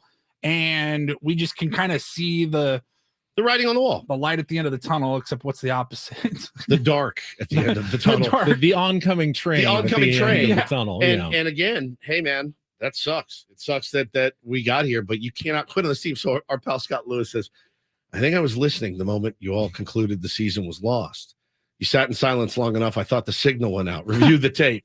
And Ben said, well, we've been working on more dramatic pauses. It's supposedly you good sent radio. me that email about dramatic pauses. Scott says, it made me feel very sad. I don't want to make you feel sad, at all, but the stupid thing I'm about to say is absolutely true, and it's baseball. They could absolutely go win 6 in a row. They could. They haven't shown me that they can. They haven't shown me they can win 4 in a row. Maybe we start there as a watermark for this team. Go ahead and hope for it. You can hope for it. Don't expect. You'd be foolish to expect it. The pieces that we need to hold. When I hear, this is an interesting aside, and we haven't really talked about the Blake Snell start yet. And I saw a lot of people very angry at Bob for pulling Blake Snell at 83 pitches or 82 pitches, whatever he was at after going 5. Came out after the game. It felt at least kind of like a mutual decision. And then Blake on the broadcast, I think yesterday, said, I changed my socks 3 times. I changed my uniform 3 times in those 5 innings. He was roasting. And Bob had even said he's cooked. Yeah, that was Bob's terminology. He was cooked after those 5 innings, however many pitches it was. And Blake kept alluding to, in his interview with Don and Mudd, it's weird after the break. It's weird after the break. It feels different after the break. He said even going into the game, he was sore. He didn't feel like he had more than 75 pitches or so in him. So he kind of always the plan. He goes 82. They pull in. Bob Melvin gets roasted for that. And I'm sitting there thinking to myself, and I actually wrote a couple people back that were upset about it this weekend. I said, all right, let's play it through. He's at 82 pitches. Let's say he gets through the 6th at 97 pitches. He's done. Standard. No, you're not going to expect more from Blake Snell in the first start, the second half. You're just not. Right? We all agree with that. Everyone listening, you guys agree? I'm sure you do. I agree. So let's say he gets through the 6th. We still have to cover the 7th, the 8th, the 9th inning. Who in our bullpen has shown you they get no problem? I got 3 innings. There's nobody. Let's say Hader gets the 9th. Fine. You still have to cover the 7th and the 8th. The cupboard is bare when you go down there, man. I mean, sure, it's a wing and a prayer, but I just don't see what leaving Blake Snell in 1 more inning is going to do. It's just not going to do anything. There's no one to cover these innings. Oh, by the way, knowing still you have another game. You got another game that day that you can't cover. Part of me does say, though, that the reason you don't push yourself for that extra inning through the soreness, through the heat, the reason is because you need to have something left in the tank for a late run, the playoffs in October. If you continue to just save yourself for later, there's nothing to save yourself for anymore. Yeah, you don't want to get to the end of the year and go, I still have a buttload of gas left in the tank. I feel great. Here we are in late Anybody September. need a summer ball arm?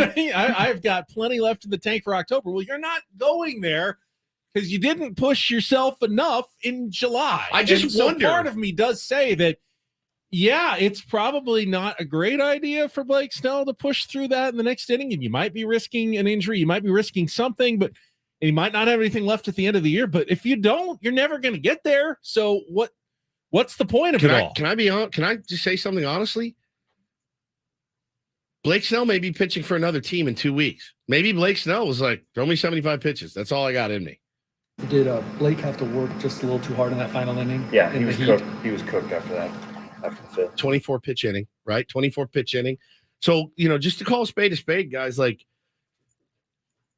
the thing with Hader, the thing with Snell, both these guys are on expiring contracts.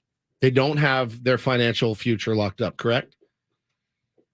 Do you blame them right now for saying, use me for one if you're Hader, and for Snell going, I got 75. Do we really blame them? It's a good point. Snell very well could be pitching in October, deep into October. 100% with another team. Just not for the Padres. I hate to say it, man. I hate to say it. And you can change it.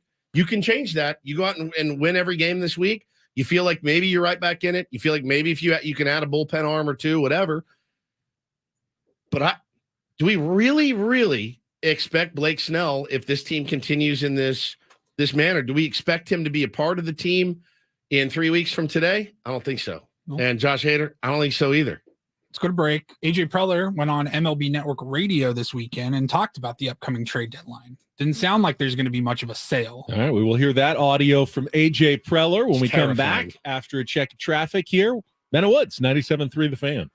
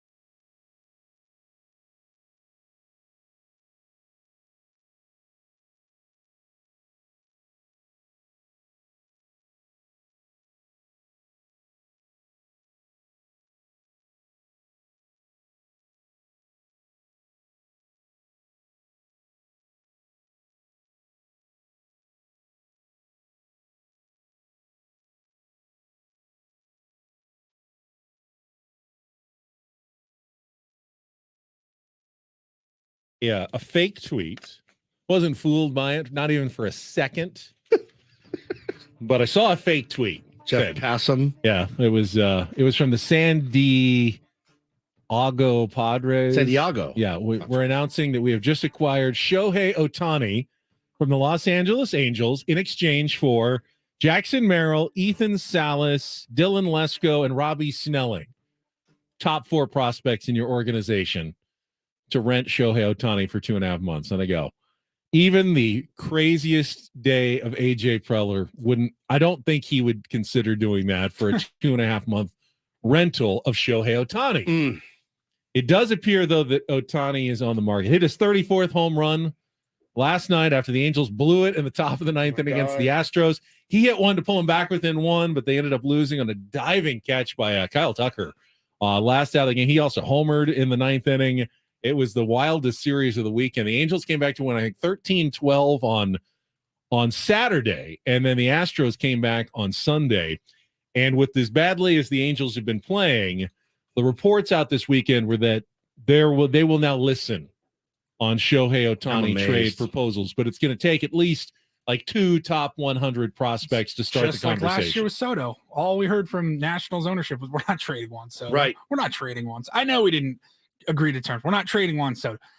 We might trade Juan Soto. So now, it's all Artie Moreno said. We're not trading Shohei. So now, if you're Shohei, now you know for a fact they are listening on you. They have, I guess, given their list of demands of what they need. This is something that rankled Juan Soto when he was with the Washington Nationals, and when Mike Rizzo came out and said, "Well, we offered him $440," and he turned it down. Look, that still may go down as one of the biggest bag fumblings of all time, Juan Soto, and I that weighs on him. The pressure of that, turning down basically $500 million to play baseball every day. And stay where you would won a World Series. And yeah, it was going to suck. They were going to be doing a rebuild around you, but you turned down almost $500 million. And do you think there's any part of the Nationals who made that offer knowing that he would turn it down? Get turned down? Probably. Just so they could say they made the offer? Sure. Like Happens all the time. The Padres offered Kevin Brown in the 1999 offseason like $35 million, but they knew he was never going to take that. And he went to the Dodgers for $100 million, and then fans would, throw money at him after. He was never going to take that deal. They knew that. They knew that. The lure of free agency, if you're Scott Boras and Juan Soto by extension, is just too much. It's too much. Hey, Juan, you continue to do what you're doing on the pace that you're doing it, my friend, 440 is going to look like a drop in the bucket. Now, again, I know his OPS is high, but I looked this morning. Juan Soto's OPS has arrived at its high number because he walks a lot. He does. He walks a ton. He's got 20 more walks than anybody in the National League. He walks a ton. He's not been kind of what we all thought. Now, I would try to strike while the iron is cold, and he's in a bit of a slump, if you were, for him. I would like to see Juan Soto stay here. He had a rough series, though. It was a rough series. I know he hit the home run late. It was a rough series. He had a rough defensive series. Seems to be in a little bit of agony. He also is a guy that has played every single game for the San Diego Padres this year. I don't think if he left today, if you traded him today, you're markedly worse. Well, I think markedly worse. Suggestion was made, hey, if you're Peter Seidler and AJ Preller, make him an offer. It's not mind-blowing, but something that you feel is fair, that you're comfortable with, that he has to at least think about. And if they turn it down, you can trade him. What's your deadline? Trade deadline? Off-season. Oh, okay, so ride the rest of the season with him. You could ride the rest of the season. At some point, you make him an offer. It's not like a can't say no deal. It's a one that makes him think, but the Padres are also feel comfortable. And if he says no again, and they are determined to go to free agency, then you trade him at that point, because where it's just going to be a bidding war at the end of the season, or he's going to have a disappointing year, and then it's like, do you really want him at that point? This is what will definitely happen. He'll when the Pods are out of it, he'll go on an absolute tear. Probably. Absolute tear this year. Just an incredibly gnarly tear. Let's listen to some of this audio. As I said, Shohei Ohtani, it looks like he's on the market, but it doesn't sound like the Padres will be players. Even if they are winning games, it doesn't look like they're in the market for a superstar. This is AJ Preller on with MLB Radio, Jim Bowden, and the crew on Sirius. I think the starting pitching's been really good. Darvish on Friday night. Snell's been as good as anybody in the league here in the last couple of months. Musgrove has been right behind him. So, Walker's first half, Seth Lugo's been good. So it's like every night we're getting a quality start. That's usually the recipe for success. And with Hader and Suarez for rehab assignment yesterday in AAA, and hopefully there's a good chance to come back and help us here this week. Steven Wilson coming back, who had a great first half. And again, like when you talk about, Bogarts and Soto and Manny starting to heat up, I think for, the big pieces are there. I think for us, like clearly, the idea in the next couple of weeks is to look and some of the areas that we can continue to strengthen and make some good deals that can take a team and continue to put us in a spot where we play better in the second half. That's the main goal.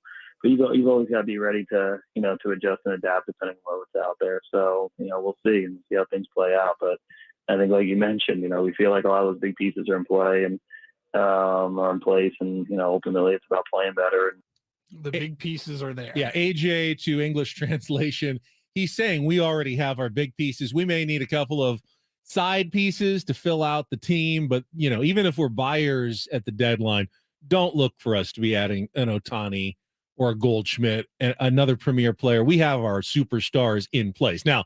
Circumstances changed over the weekend with 3 straight losses to the Phillies, pushing them more toward the sellers category, to be sure. But that was AJ's thinking even before the weekend kind of went south and downhill in Philadelphia. So when is the drop dead date?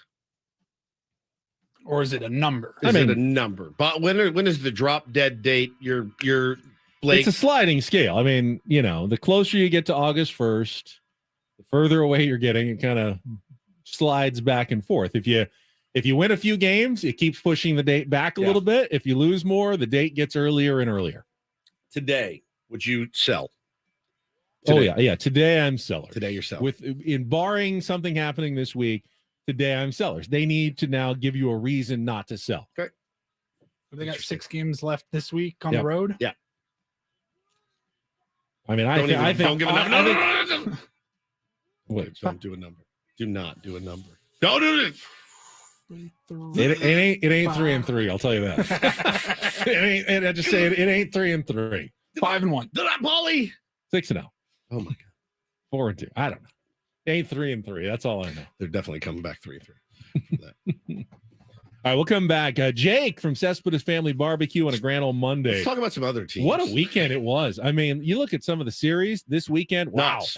Good stuff in baseball. We'll discuss it with Jake Mintz next on San Diego's #1 sports station, 97.3 The Film.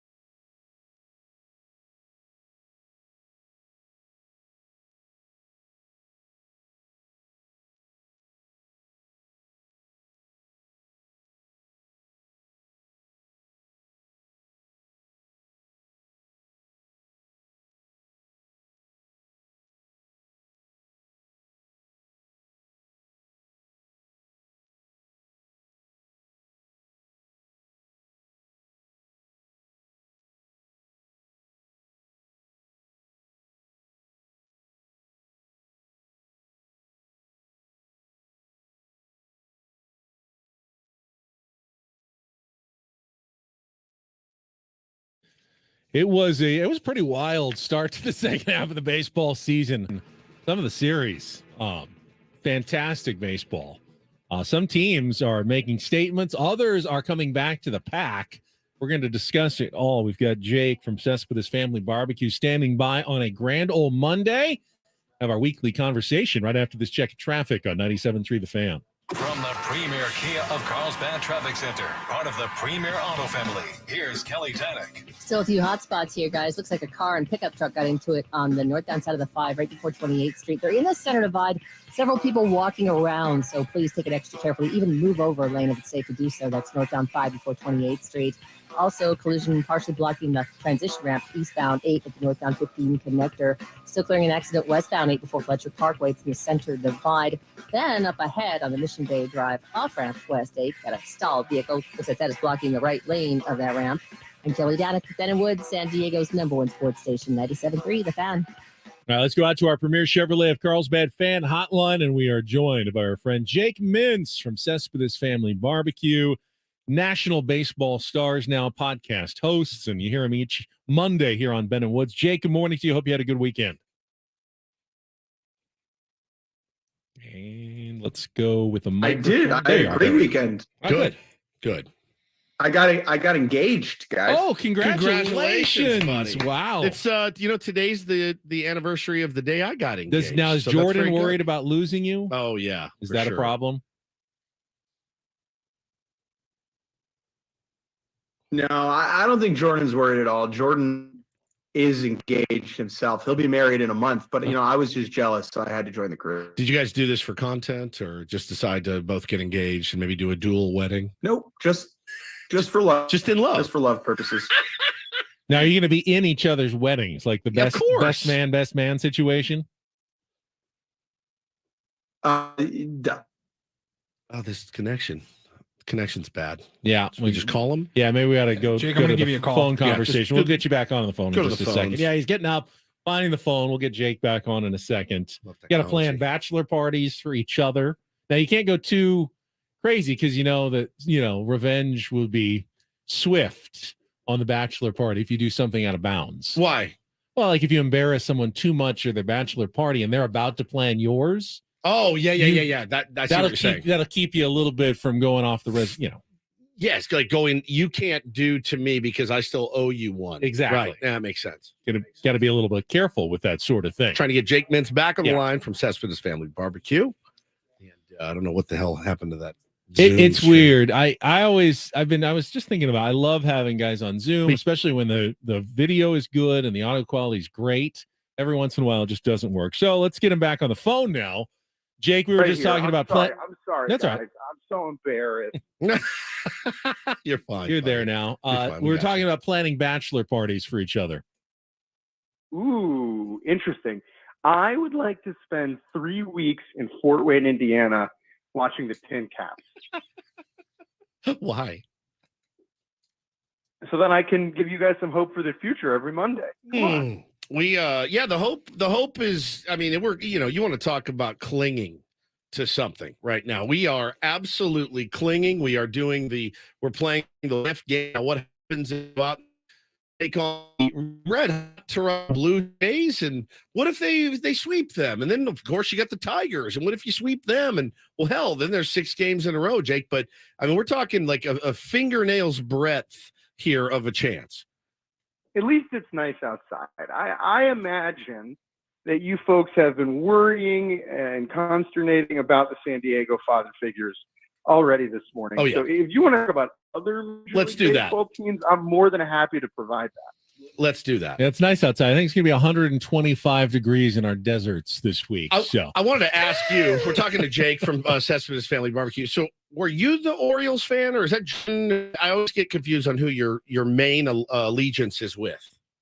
Oh, it's me, my friend. Dude. That big fat W8 on my back feels quite good. That is, it's been really spectacular what they've been able to do this season. And of course, you got to be excited knowing, the trade deadline's coming up, and there are guys that could help that team. They are just a game back right now from the Tampa Bay Rays, which I think is just outstanding.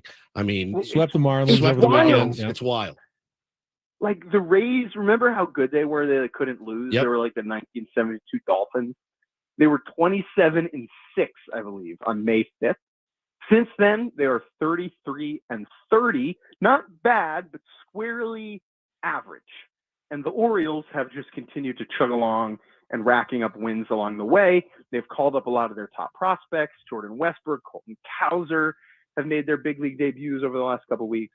Gunnar Henderson has taken a huge step forward for them. He's been leading off every day now. And I'm most interested to see whether Orioles general manager Mike Elias will put his foot down and put the pedal to the metal and make an aggressive trade for a starting pitcher. Because the biggest issue with the O's is that they don't quite have the high-end starting pitching you would expect from a World Series contender, right? Now, it's easy to look around and say Shohei Ohtani, yada-dee, yada-da, but for only 2 months of Ohtani, is it worth making that trade?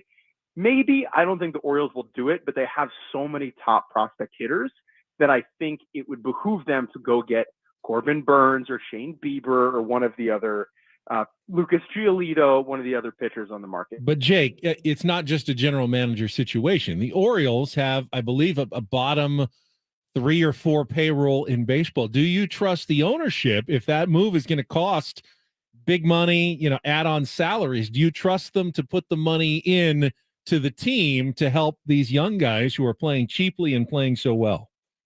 So Ohtani is a different story, at least with what his contract is right now. Because if you're paying a prorated amount of Ohtani's salary, that's probably like 10 or 8 for the rest of the year. And that's going to pay for itself, right? Easily. Whether it's T-shirts or tickets and just the whole Ohtani hubbub, that pays for itself. Now, will it pay for himself when he's getting, $550 million a year from now? I don't know. That's a different story. But are the Orioles going to have enough buy-in from ownership? That is the $70 million question, right? I remain skeptical, and until you see it, it's hard to really believe that they'll do it. But things are certainly good in Baltimore right now. I'll tell you that. They're such a fun team to watch, and again, as Padres baseball continues to roll on, I do find myself checking in on some of the other games, probably more than I normally would. There's been some great stories this season. The Reds remain a great story. However, they have hit the skids a little bit, lost 4 straight, but again, watching Ellie De La Cruz throw a ball 99 miles an hour across the diamond this weekend it's incredible what he continues to do on a baseball field. But, you expect them to probably come crashing down to earth here soon. The Pirates have already come crashing down. It is a weird one, though, in that we already kind of have the feeling that they always say the cream rises to the top. Well, the 2 most spendy teams in baseball, we're 3, right? It's the Mets, Dodgers, Yankees, Padres. Well, those 3 teams are in. There's a slim chance that any of them make the playoffs. Yeah, I mean, Yankees are above 500, but they just lost 2 or 3 to the Rockies and are losing ground to the Blue Jays and the Orioles fast. No doubt. Are out of a playoff spot right now. So the worst thing that can happen to these players out there hitting free agency and things like that is, it's bad. It's bad for baseball if the top 3 payroll teams don't make it in. So this is a complicated conversation, one that could take a whole show. And I think that the Padres, Yankees, and Mets are sort of in different situations. I would actually group the Yankees and Mets together more than the Padres. My honest opinion about the Padres is that they are just a prime example of bad baseball luck, of not stringing hits together in the right order. If you take a look at all of the Padres players individually in their stat lines, the important ones have been as good or better than you could have expected. Michael Walkup, Blake Snell, Juan Soto, Fernando Tatis Jr., these guys have been great. I know that, there's no one who can hit and catch a baseball at the same time, and Gary Sanchez is here, and it's weird. But the players have been fine. Their Pythagorean record, their expected record based upon runs scored and allowed is well above 500. Yeah. So they've been unlucky. And I don't think the Padres' lack of success is a repudiation of their strategy. Good word. I think it's a repudiation of some of the way that, some of their processes maybe, but I don't think it's damning their spending. The Mets and the Yankees is different, because why are the Mets and the Yankees not as good as we thought? Because they have older players doing poorly and being hurt. So what does money buy you in baseball? There are 2 main ways to use money to go get players, right? You can either extend guys who are good, trade for them, and then extend them and keep them around forever. And that's kind of what the Padres have done. Or you can do what the Mets and the Yankees have done, which is go buy yourself guys on the free agent market. Go acquire older players. And that's where the money is used, right? If you're going to go get players with money, they're going to be older. And if they're older, they're more likely to get hurt. And if they're more likely to get hurt, the players following them, beneath them, replacing them from the minor league level are not going to be as good. And that is that's what's happened with the Yankees with Josh Donaldson and DJ LeMahieu and Giancarlo Stanton. And that's what's happened with the Mets with Brandon Nimmo. Nimmo's been good, but like Starling Marte has been and Verlander and Scherzer have struggled a little bit. And that, I think, is important to understand, that the Yankees and Mets are kind of in one bucket, and I think the Padres are in another. Talking to our pal Jake Mintz from Cespedes Family Barbecue. You know, somebody made a point over the weekend. I can't remember where I saw it, but I thought it was pretty brilliant. Texas Rangers went out last season, spent a ton of dough. Gave Marcus Semien a bunch of money, Corey Seager a bunch of money. Went nowhere fast.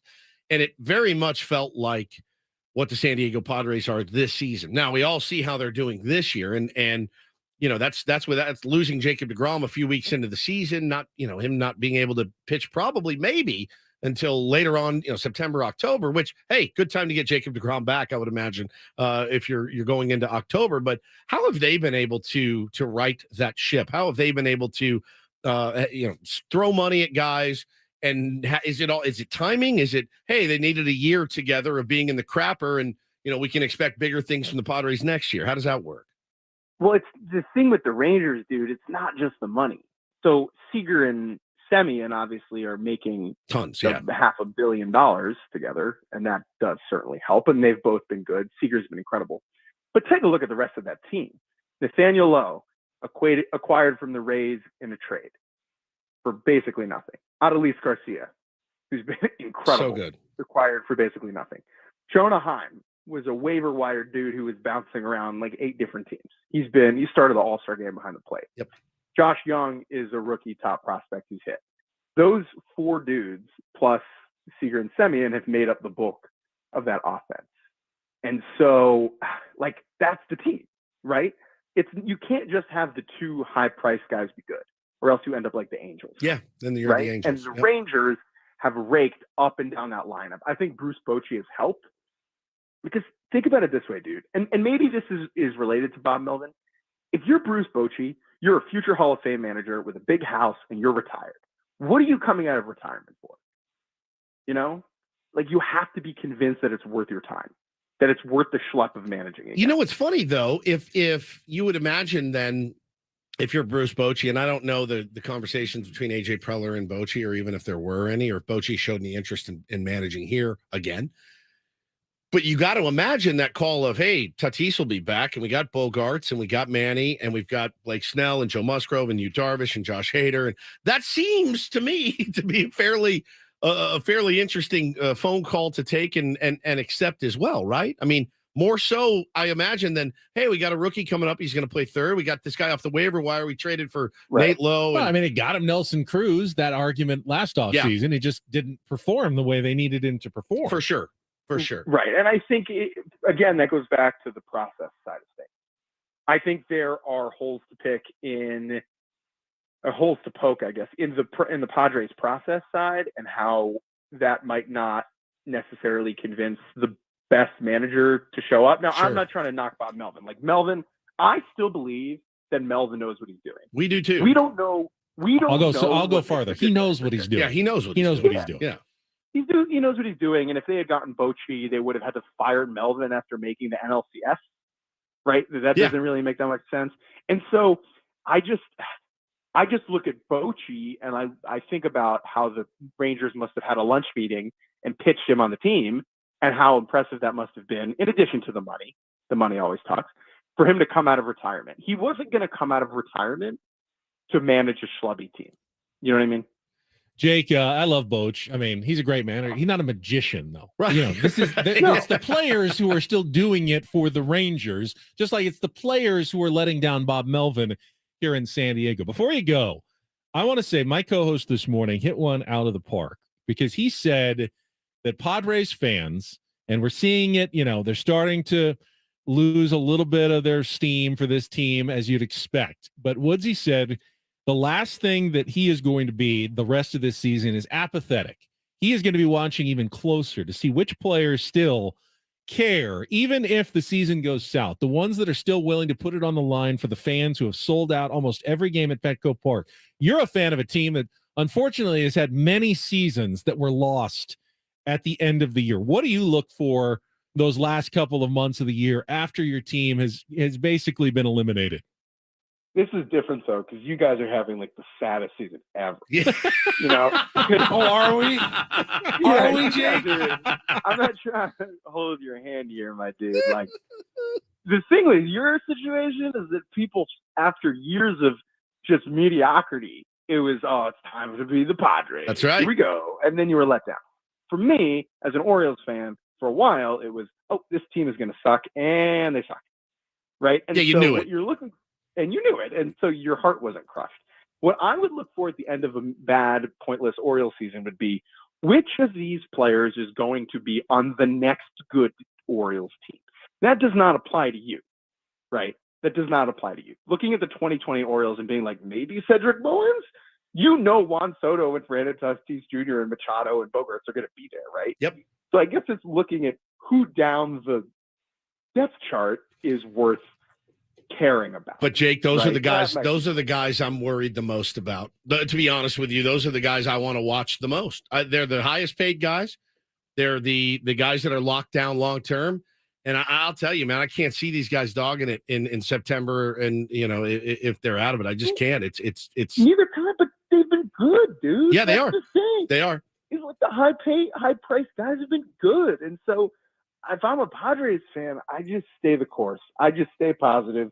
They cannot be this unlucky for this long We've been and saying for that. another season. Man, I know. So even though you have had your heart ripped out and you have had a horrible time watching one of the most bizarre baseball teams in recent memory, I think you have no other option than to continue watching them. Yeah, 'Cause 100%. it's not like you have a football team, you know? Yes, we know. Thank Gosh, you, Jake. we just- Well, just depress us. You know what? That's the end of today's interview with Yeah, Jake Mintz. well, it actually is. We're out of Cespedes time Family anyway. Barbecue. We are out of time. No, Jake, I appreciate it. Thank you, brother. Have a good week.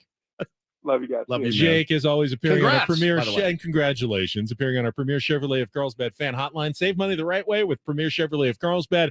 Visit them today in the Carlsbad Auto Mall. Chevrolet, find new roads. And always thank you to our friends at Grand Ole Barbecue, making the Cespedes Family Barbecue thing happen each Monday. You can check them out in North Park, out at Flint Springs, Let's and get at a the launch. ballpark. Let's get a launch there soon. Yeah, I'm dying. we got to do it soon for We got sure.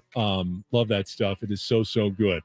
All right, I want to react a little bit to something that Jake said in particular about how the Padres retool, if this really is what they're going to do. And Paulie's got some headlines on the Reindl Report, some LeBron news over the weekend, and more. All coming up next on San Diego's #1 sports station, 97.3 The Fan.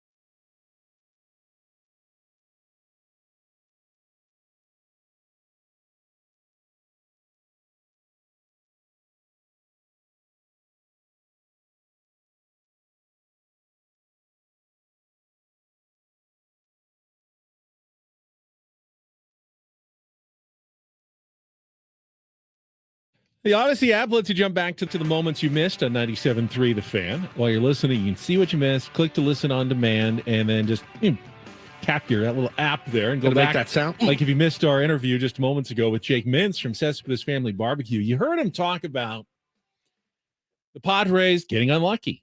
That, hey, their Pythagorean record, they should be almost, 10 games above 500. Their run differential is great. They're just an unlucky team. And the implication there, Woods, is that they don't really need to do anything other than just be patient, Write it out. let it all fix itself. I don't know that you can sell that in the offseason. Like, we don't need to do much. Everything's fine. I don't know that he's saying in the offseason. I don't know mean, that he means in the offseason. I think he means now. But in terms of, I got into this discussion on Twitter this weekend as well. It was suggested the Padres, AJ Preller, need to get a more analytical approach at, filling some of these holes. And Padres have holes, clearly. They have work to do this offseason.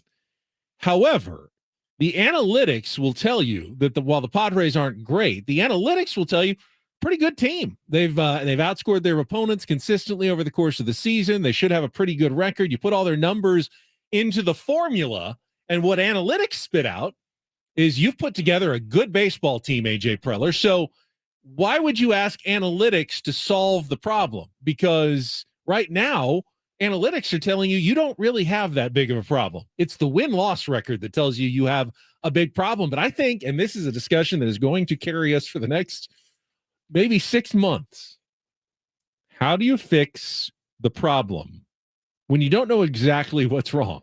I mean, look. I mean, you definitely need better production out of certain spots. No doubt about that. But the thing is like analytics can't tell me we have a good bullpen. We just can't. And even when our bullpen ERA was low, they don't tell you have good bullpen. Yeah, they did. They tell you since June 1st you have like the worst. They did for 2 months, and okay, now they don't. But even in that scenario, that's a tough thing to fix as well. I mean, you can't just go out and sign free agents in the bullpen and say, all right, we fixed it, because bullpen arms are notoriously up and down, good season, bad season, very fickle. How do you fix that problem? It's a huge circular issue in that you need depth in your organization, which you don't have. You're looking at some of the lineups. And again, I hate to put guys on blast that, are just trying to grind their way through a big league season and trying to get their feet wet in the big leagues. Guys like Brandon Dixon and really Matt Carpenter's gotten his feet wet plenty in the big leagues. Guys that you weren't expecting to have to contribute this year, the Rugi Odors of the world, the Gary Sanchez of the world. It's not on them. This is not on them. These guys are grinding their way through it. But Matt Carpenter's making a ton of dough to not hit at the DH position. We loved the problem is we're debating, should we have pinch hit Matt Batten for Rugi Odor in that situation? Exactly. And it's like, so the circular problem with the organization is a severe lack of depth with arms, with position players. The next great hope is not knocking at the door. It ain't Jackson Merrill. I don't think he's knocking on the door for next season. I don't. And where are you going to play him anyway? Depth shouldn't be that hard of a problem to fix, but you have to get it right. And AJ got it wrong this year. He may have gotten the main pieces right. Man, it but looked the good. Depth he got wrong. We were sold on the Nelly Cruz experiment with Matt Carpenter as your platoon guys. We were sold on it. It didn't work. So you cannot keep running it out there. You got to eat it. You just do. You got to figure that part out. When you go down to the bullpen, and yes, we've been banged up. You know how many injuries that the Tampa Bay Rays have sustained in their pitching rotation and their bullpen this year? Pete Fairbanks, their closer's been up and down all year. I think he's got 10 saved. No problem. We'll find a way. We got 15 guys that can get out. You saw what the Giants did with their bullpen. My God. And this is a symptom of not having any well to go to. I agree with you. In fact, any trades that may be made when you sell off pieces, I know you're going to look for super prospects in return, and that would be great. Don't give me the high upside speedy outfielder. But I would like to see the Padres acquire arms, 3 or 4 maybe just AAA arms, but guys with some good stuff. Yes. That, hey, 3 of those guys may not hit, but if the 4th guy ends up having a good season next year, you've improved your bullpen tremendously. Major league or major league ready. Yeah, yes. Just, guys that, or at least knocking on the door. At least guys that you can feel good about giving a shot out there and throwing at the wall. And if you have enough of them, someone may stick. God, you're never going to feel like let's say that the season in the next 10 days or so just goes down the drain. And you're looking at moving a Hader, and you're looking at moving a Snell, and you're looking at moving whoever else that you have available. I don't know who it would be. But those two guys for sure, they're expiring contracts, so those are the easy ones. You move Snell in your rotation. Oh, it's needs like a complete overhaul almost next year. Toast. Waka's not guaranteed. Lugo's not guaranteed. Adrian Morejon. Here we go. Darvish and Musgrove are your only two that you can consider for sure solid rotation Waka members could for opt next out. season. Lugo could opt out. Could be traded. So that's why this whole let's just punt, refocus for next year. Shoot, man, I don't know. I'm more inclined to say no. You made this bet. You find a way to lie in it. All of you, go get us into the playoffs somehow, because the revamping for next year. Does anyone in here feel like we're going to get what we deserve for Snell and Hader? And does anybody in here feel like that those guys are going to miraculously make some sort of jump to the big leagues to help us go out and win a pennant next year? I don't. And history has shown me that over the last 9-10 years. And prospect wise, I mean, do you think Snelling or Lesko at age 20 is coming up at some point next year to help the team? Well, probably. And if they do, maybe like Jake Peavy situation, but not until at least the middle of the year. But if they do, they'll be on 80 pitch count innings, for sure. 80 innings and 100 innings. And again, this was the year that you threw all of your chips into the middle. It's going to be hard to walk away from that table, Ben. It is. And I again, don't envy him, but you're going to have to do something. You're going to have to figure out how you can salvage some part of this season whilst also planning for the future. And again, next year, it's not like, hey, we'll be fine next year, man. If we lose Snell and whatever, and Lugo opts out, you can find guys like that. You found them this year. You found the Waka and the Lugo, and you can find them again. But man, it's certainly an uphill climb. Just goes to show you how hard this is, how hard it is to go out and actually play a great season and then roll through the playoffs. It's just very, very hard to do. And you thought this was the year. It all made sense on paper, and they don't play games on paper, it turns out. So did you just wink at me? I don't think. Maybe I did. It's a tick. Yeah. Okay. You need a little break. Let's let Paulie do some headlines. Yeah, let's do it. And get things started here with our today's edition of the Reindl Report. Now tuned into the greatest. Welcome to the Reindl Report with Paul Reindl. Hi, Paul. All right. 2 stories from the world of sports that we haven't gotten to yet. We'll start off in Major League Baseball. And 1 story that you didn't know you needed. Are you laughing, biatch? It's the Reindl Report Hey, Paul, how you doing? Okay, how are you? on 97.3 The Fan. Are you ready to bless the mood? I need some help. That was good. All right. All right. As the Black Sox pitcher said in Field of Dreams, don't wink, kid. Don't wink, kid. Gentlemen, let's start off in Major League Baseball. How about ESPN and Buster Olney catching a little bit of flack this morning for a question that Buster asked of Angels manager Phil Nevin, one of the in-game interviews. Nev is got his arms up on the railing of the dugout. Buster is talking to him mid-game, and here's how it sounded. The industry filled with all kinds of speculation, questions about whether or not the Angels will trade Ohtani before the deadline. What have your conversations with him been about when you've discussed that? Really with him, it's all business. We're focused on winning ball games right now and getting back to where we were a couple weeks ago, and hopefully those rumors go away. It is a 1-1 tie in the 4th inning when that question was asked. It's tough. I kind of go flip-flop on it because you gotta ask. It is the number 1 topic in baseball right now. Shohei Ohtani. Oh, yeah. Nobody cares about the Angels. It's just what did Ohtani do? Is he going to get moved? I get that. I don't know that that's an appropriate time to ask that question of the manager in an in-game interview. Is it one of those where because we know when we had AJ Preller on a couple weeks ago, we know he's not going to answer anything. We know that. We've interviewed AJ enough to know that he's going to literally ignore our questions, but we still have to ask them. Yeah, Correct. You have to. I have to ask AJ Preller, is there a culture problem with your team? And then I know he's going to say, yeah, we're just focused on Cincinnati. I know that. Like, I know that's coming, but I still have to ask that question. So I think I don't think Buster did anything wrong here, in my opinion. Because he's got to ask. I agree. Because he could have said, is it awkward? Sure. Yeah, it's very awkward. And I think what Nev could, and Nev answered it perfectly.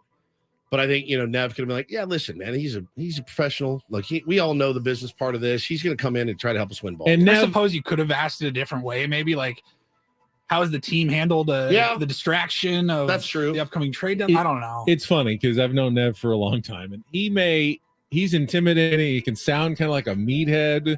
He's a very sharp guy. He understands how it's played and what Buster's job is and what his job as a manager is. He's actually quite subtle and smart as well. There's a reason why he's a manager of a baseball team. There is. He's a smart guy. All right, in the NBA, as Summer League continues, LeBron James made an announcement over the weekend. Dave McMenamin, Lakers reporter, said LeBron James will change his uniform from number 6 to number 23 next season. Quote, it's LeBron's decision, Rich Paul of Clutch Sports Group told ESPN. He chose to out of respect for Bill Russell. Now, the NBA retired number 6 league-wide last August. James wore it as in a final season to honor Bill Russell. I think there was also something like LeBron was going to change it, but by the time the league made that announcement, they were too close to the regular season. Nike had already printed, 1 billion number 20 or number 6 jerseys Lakers last year. jerseys, So, yeah, and they the couldn't NBA change said it last you year. can't change it now. It's too late. You're already in the video games. All the jerseys have been printed and shipped out. You have to be number 6. So it was an homage to Bill Russell, but the number is now across the league. It's retired, number 6. So LeBron is going back to number 23. Man, money. You say that. I mean, he doesn't get the money, so no.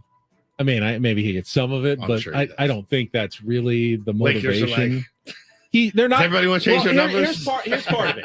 So his numbers going up into the rafters with the Cavs, with the Heat, and with the Lakers at the end of the career. Not putting 6 up anymore because that's Bill Russell's number, So you put and it's 23. retired everywhere. So he has to have number 23 going up. So he never wore 23 with the Lakers, and now he needs to wear 23 with the Lakers. So when they have a number, they have a number to retire. But he does retire. He never wore. He hasn't worn 23 with the Lakers. Now he needs to start wearing some 23 here in LA so he can get his number retired with all the other Lakers greats up there. It's so weird planning a guy like that. You're just planning for the rafter ceremony and the Hall of Fame ceremonies, but. Yeah, I don't know that it was a money grab, but still interesting. I'm like, guy's changing his number like every 2 years, it feels like, but I digress. You guys want to talk a little Hostess treats? Yes. Come on, buddy. Shelly loves those things. I've tried to stay away from them. All right. Twinkies or ding dongs? Twinkie. Twinkie. Really? I thought you were a ding dong for sure. I like Twinkies. If you I don't do, really like chocolate cake. You know that. I don't know that. You don't like chocolate cake? Not at all. When did I know that? Why do you not like chocolate cake? Repugnant. I like brownies. That's weird. I like vanilla. You better not be bringing me a chocolate cake for my birthday. Don't You're gonna worry, I bring me wasn't a going cake. to. I know. I didn't think so. cancel the chocolate cake. Vanilla cake. You don't like chocolate cake. I mean, I think there are better things than chocolate cake, but there's nothing wrong with chocolate cake. Grody. Never liked it. Oh. All right. Well, Hostess is selling a mashup. If you're watching on YouTube, pull it up right here.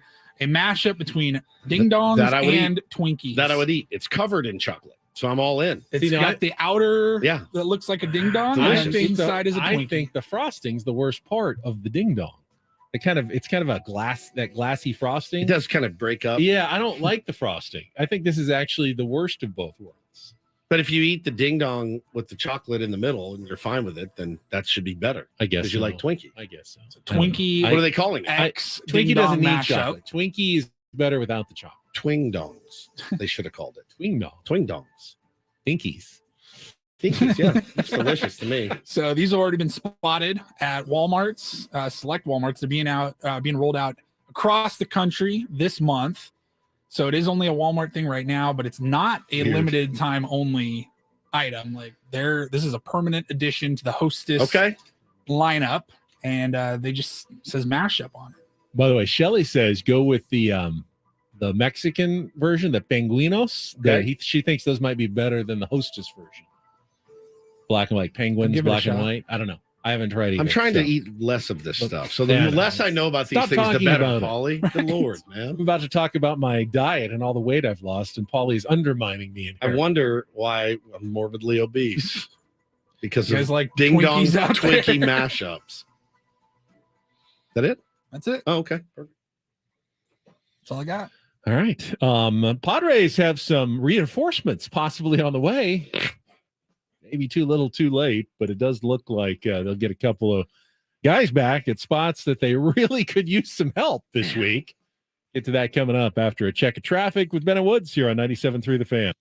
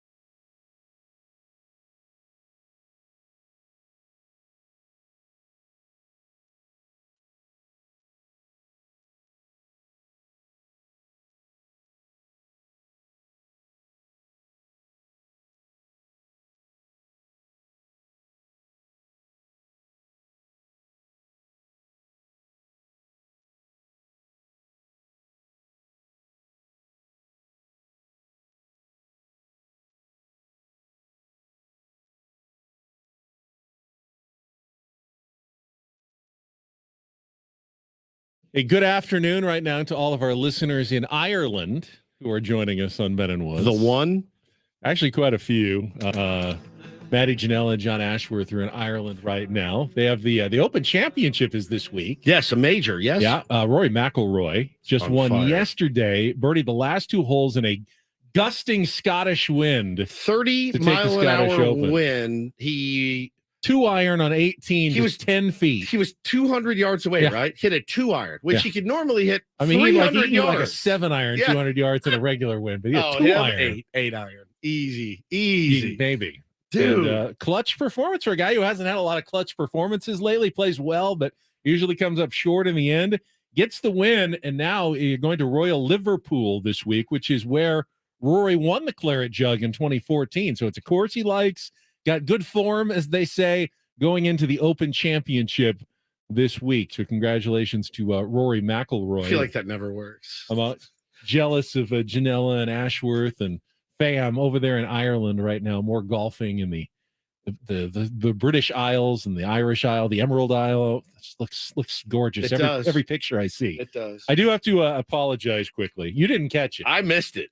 But Tier 1's never miss anything. No, they do. in the Especially a chat. We were flub. talking about LeBron's number change. And when I said, when he was playing over there in Cleveland and Miami, and I said, and here in LA. And Oh my God. I meant here on this side of the country, not there, way over there. Great But job. I know we're not in LA. He also never wore 23 in Miami. Someone pointed. You only wore 6 in Miami. 6, yeah. So it was So only they're- Cleveland he wore 23. They're screwed, I guess. They can't retire LeBron's number in No. Miami now. Co-retirees. Just have 2 6s Two up sixes. there. That looks weird when you have 2 from the same. It does. Padres need to retire a second 6 as well. Yeah, that'd be good. That would be good. Oh man, sorry about that. To our I audience. apologize. Here All right, in so San Diego. it feels like a little bit fixing the barn door after the cows have come home. But what have been 2 of the biggest issues the Padres have faced? Catching and bullpen, and they could be getting 2 big lifts this week. Luis Campusano is catching at AAA right now. Got like a 1,200 OPS on his rehab assignment, and could be getting the call up sometime this week during the road trip to return to the Padres, and would presumably be getting a good chunk of the playing time. I don't know if that means Austin Nola goes to the minors, or if it's Gary Sanchez. My guess would be that it would be a Campusano Sanchez kind of platoon for a while at the catching position. But if he plays well, obviously there's a great opportunity for Luis Campusano to come up and grab that starting job, and maybe even like solidify it going into next season. Kind of like makes you establish wonder. himself. Kind of makes you wonder why he's not here now. Honestly, Well, I don't think I think they want him to catch a full 9-inning game before they come up. He's done some DHing and caught like 6 or 7 innings, and they're just trying to make sure that his hand and everything's back and ready. But I think he'll be up very soon. Good. I mean, because we're literally running out of time. And for any sort of reinforcements, Austin Nola, God love him, but watched him the other day. There's 27 outs in a game. I think he attributed for like 7 of them in one game. That the game he did play in, double play, strikeout, And then, strikeout. It was horrendous. With the bullpen, Robert Suarez is getting much closer. He is up to AAA in his rehab as well. Hasn't exactly been lights out. Getting He's given knocked around a little bit. Have some runs. That's not necessarily. Well, he'll fit right in. Well, it's not necessarily, you're working on different pitches and feeling okay. It's not all about Results. The results Process and attacking right now. each batter. It's more about what he's doing right now. So it may be a different scene once he gets to the big leagues, but clearly good or bad, you got to get that guy back. He was supposed to be a key member, setup guy for your bullpen this year, and he has not pitched a single inning for the Padres in 2023. That could help. Even if both of those guys came up and Campusano kept, over 1,000 OPS and Suarez was back to his, 1 ERA. Is their time, yeah. Is that enough to even help the Padres get where they need to go and win the kind of games they would need to win moving forward? I don't know that it is, but certainly can't hurt to bring those guys up at this point. Yeah, I agree 100%. And we're gonna need the only thing I can think of too with adding Suarez, if he comes in and is good like we expect him to be, Ben, just helps give Bob another option, because when you go down there and you pick up that phone, what are your options right now? Cosgrove's been pretty good. He had a rough outing, took over in a tough situation certainly, but he's been pretty good this year. He's been a nice find. Brent Honeywell, little to no faith in. 0. I liked what I saw from Nick Martinez this weekend. Still don't think that's the right role for Nick. But, that's not my decision to make. And after that, man, it is. I mean, Luis Garcia just murdered us on Friday night. Just absolutely murdered us. And I'm sorry. You have an 8-1 lead. A guy has to come in and be able to get 3 outs. Even if you give up a bomb, whatever, that's fine. That's absolutely fine. You cannot sit there and walk guys. You just can't do it. You have to have guys that you can trust to preserve an 8-1 lead. You should never have to go to your closer starting the 9th inning up 8-1. Never. Garcia is among the biggest non-injury disappointments for the Padres this year. Absolutely. What was expected of him and what he's delivered to be a very key bridge arm to get to Josh Hader, even if it was even the 7th inning, if Suarez was healthy, they were going to rely on him and count on him and to be that guy. And he has definitely been one of the major disappointments this year for the Padres. Letting that team back in it on Friday night to where they had the tying run on deck, I believe, right? Tying run on deck. Yep.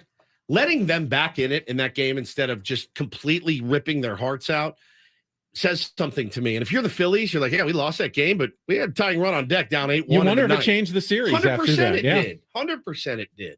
And you saw it. You saw the ABs that they put together. You saw their ability to string hits together, something this team's been missing all year. And it's so deflating, man. It's the infielder, like the 9th inning taking 40 minutes when you have a 7-run lead in the 9th, and I bring this guy in, and Manny's got to come over and, hey, come on, man, let's fire the pill. Let's go, throw strikes.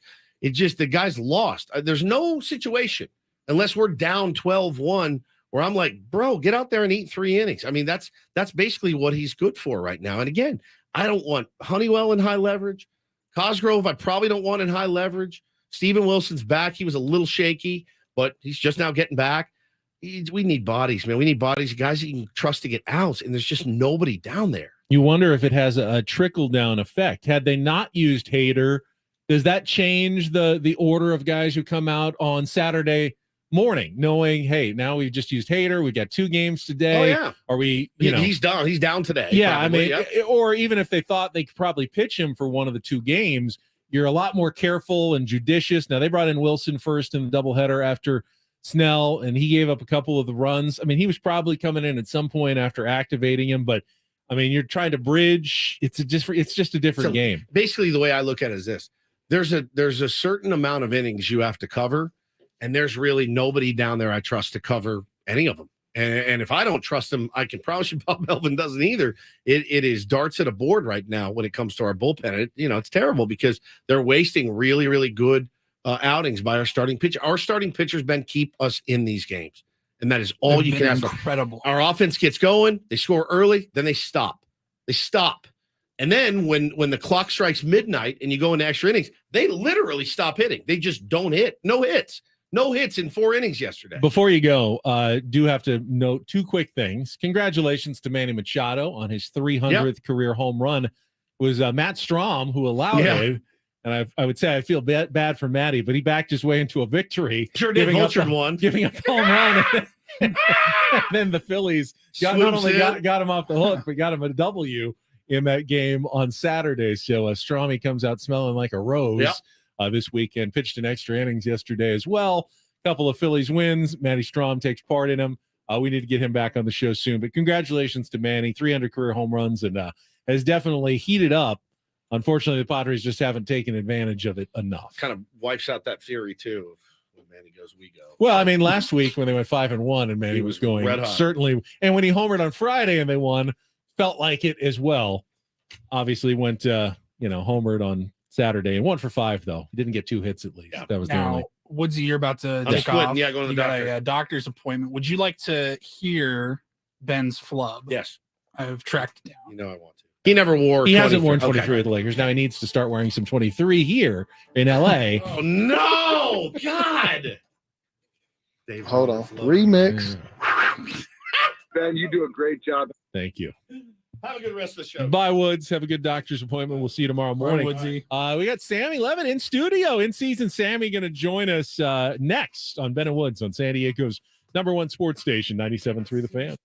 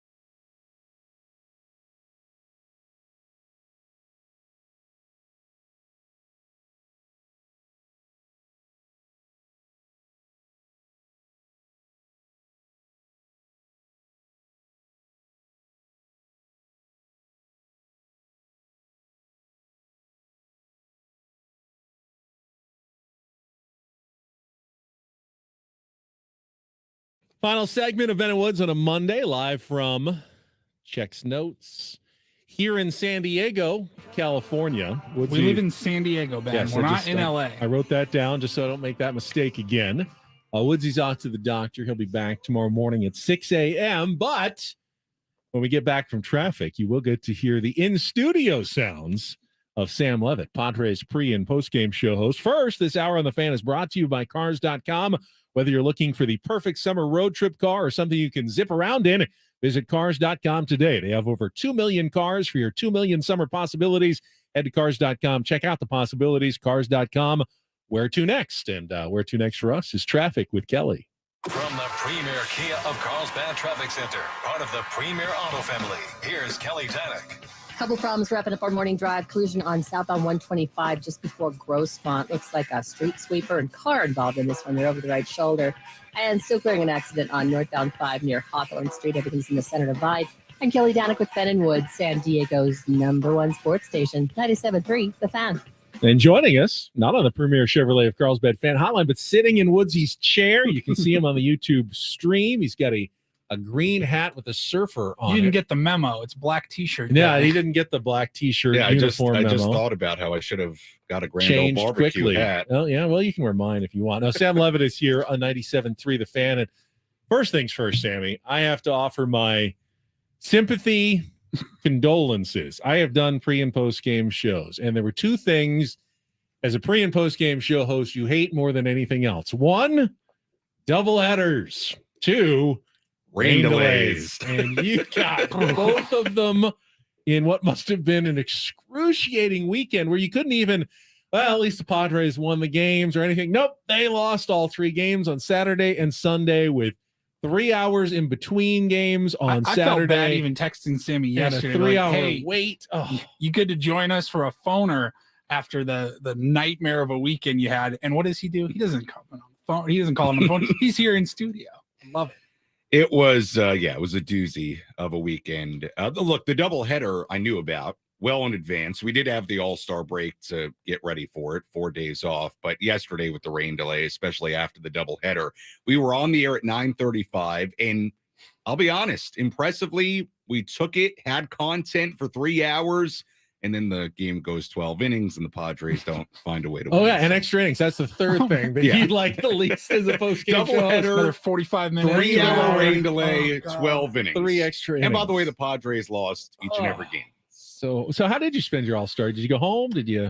I hung out for a couple of days, and then I went to Palm Springs for 1 day. It was extremely hot. Melted. It was a bit of a ghost town. I felt I was like one of 10 people at Left. the hotel, which the weather was nice for the pool. Like it was manageable if you're in the pool, and by the pool.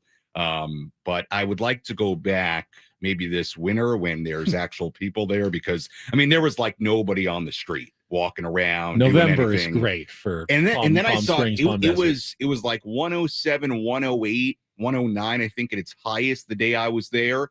And then I was watching the local news when I rolled in to Palm Springs, and they said it was going to be, I think, like 121 this past weekend. That's which is like unimaginable. Potentially fatal is what we call that. No chance. But it was cool. It was cool. It was not cool. Well, not cool. Very hot. All right. So Woodsy talked about this earlier, and you interact most directly with Padres fans after each and every game on the phones. And with the season going the way it is, and I don't give up on anything until as I said earlier, hey, they can still go 112-50. That's the worst. That's the best they could possibly do at this point. Obviously, though, if things don't change very quickly, the Padres are going to make some tough decisions and may have to trade away players. Woodsy said earlier, as a fan, this is the time that he is going to be locked in to see what this team and these players are made of. When the chips are down and it looks like the season is over, who can still give the fans who have shown up and shown out and have sold out almost every game this season, who can keep giving that effort the rest of the way? And Woodsy said that's going to tell him a lot. He says being apathetic, that's what baseball players kind of want when the season's over in September and your team is out of it. What are you sensing from the fans after this weekend? Well, I'll put it this way. You're right. I interact with fans directly after every game, phone call, social media, just like you guys do for the most part as well. You know, I'll give you yesterday, and I wasn't here in 2021 when things went south. I wasn't here when, you guys were talking about what that team was doing and how that team folded and all of it and the things that came out after the season. I wasn't here for that. But I'll say this, after the rain delay of the game yesterday, I went to the Slightly Stupid concert at Petco Park. Okay, You did make it out there. I Good. did. Okay, I got there like around 8 p.m. right before Slightly Stupid came on. I've gotten into some of that music since I've been here, and I bring all this up just because I'm there. I'm at Petco Park. There's Padres stuff everywhere, having a great time, and I thought to myself, between how cool this place is, how great the people are, how great you go anywhere in this town, there's Padres gear everywhere. At least I think. You look at the ballpark every night. The fans have done everything you could have possibly asked them, from the playoffs last year to spring training in Peoria. I was there every day. The crowds were unbelievable, into this team, ready for this team, buying into this team, both with their emotions and their money. They've sold out the place almost every night. I'm right there with Woodsy. Win or lose, no matter how this thing ends, the team needs to give the fans something to watch, and the fans deserve it. They deserve more than what this team has given them here in 2023. And I don't think it's a lack of effort. I think lack of execution is the right word. Effort's not the right word. I don't think it's a case of players not trying, of the team not trying, giving up, things like that. And we can talk about the execution, and certainly yesterday, a very, very good example of it again, of the lack of execution in a close game. But these fans, this fan base, this city, this community, with what they've done, they deserve more than what they've got. And no matter, I'm with Woods, how this thing ultimately ends this season, throughout the rest of 162, they deserve the best. They deserve a show. I'm sure the place will continue to be pretty much packed all year.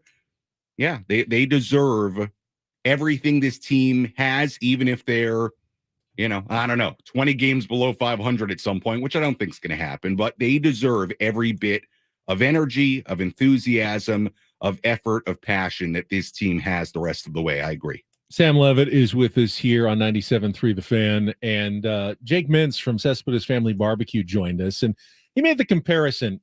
Padres, Yankees, and Mets, the three highest salaried teams in baseball, all having varying degree of disappointing seasons, but he felt like the Padres were a different case.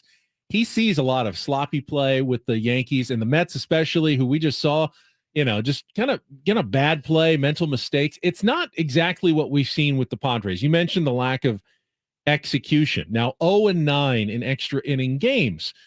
It's not like they're missing the cutoff man, though, or they're doing a bad fundamental baseball. They're just not hitting when they need to hit. They're not coming through in those situations. No hits yesterday from what was the 7th through the 12th inning, or no, after the 8th, after Tatis's hit. Right. No 9th, 10th, 11th, and 12th inning. Not a single hit for the Padres in those four. But we know they can hit. We saw it earlier in the game. We've seen it the last really month and a half, 2 months. We've seen them start to hit, but once it gets to extra innings, it's all gone. It's the execution is gone. Yeah, and look, to push back a little bit on what Jake said earlier, and I heard the interview.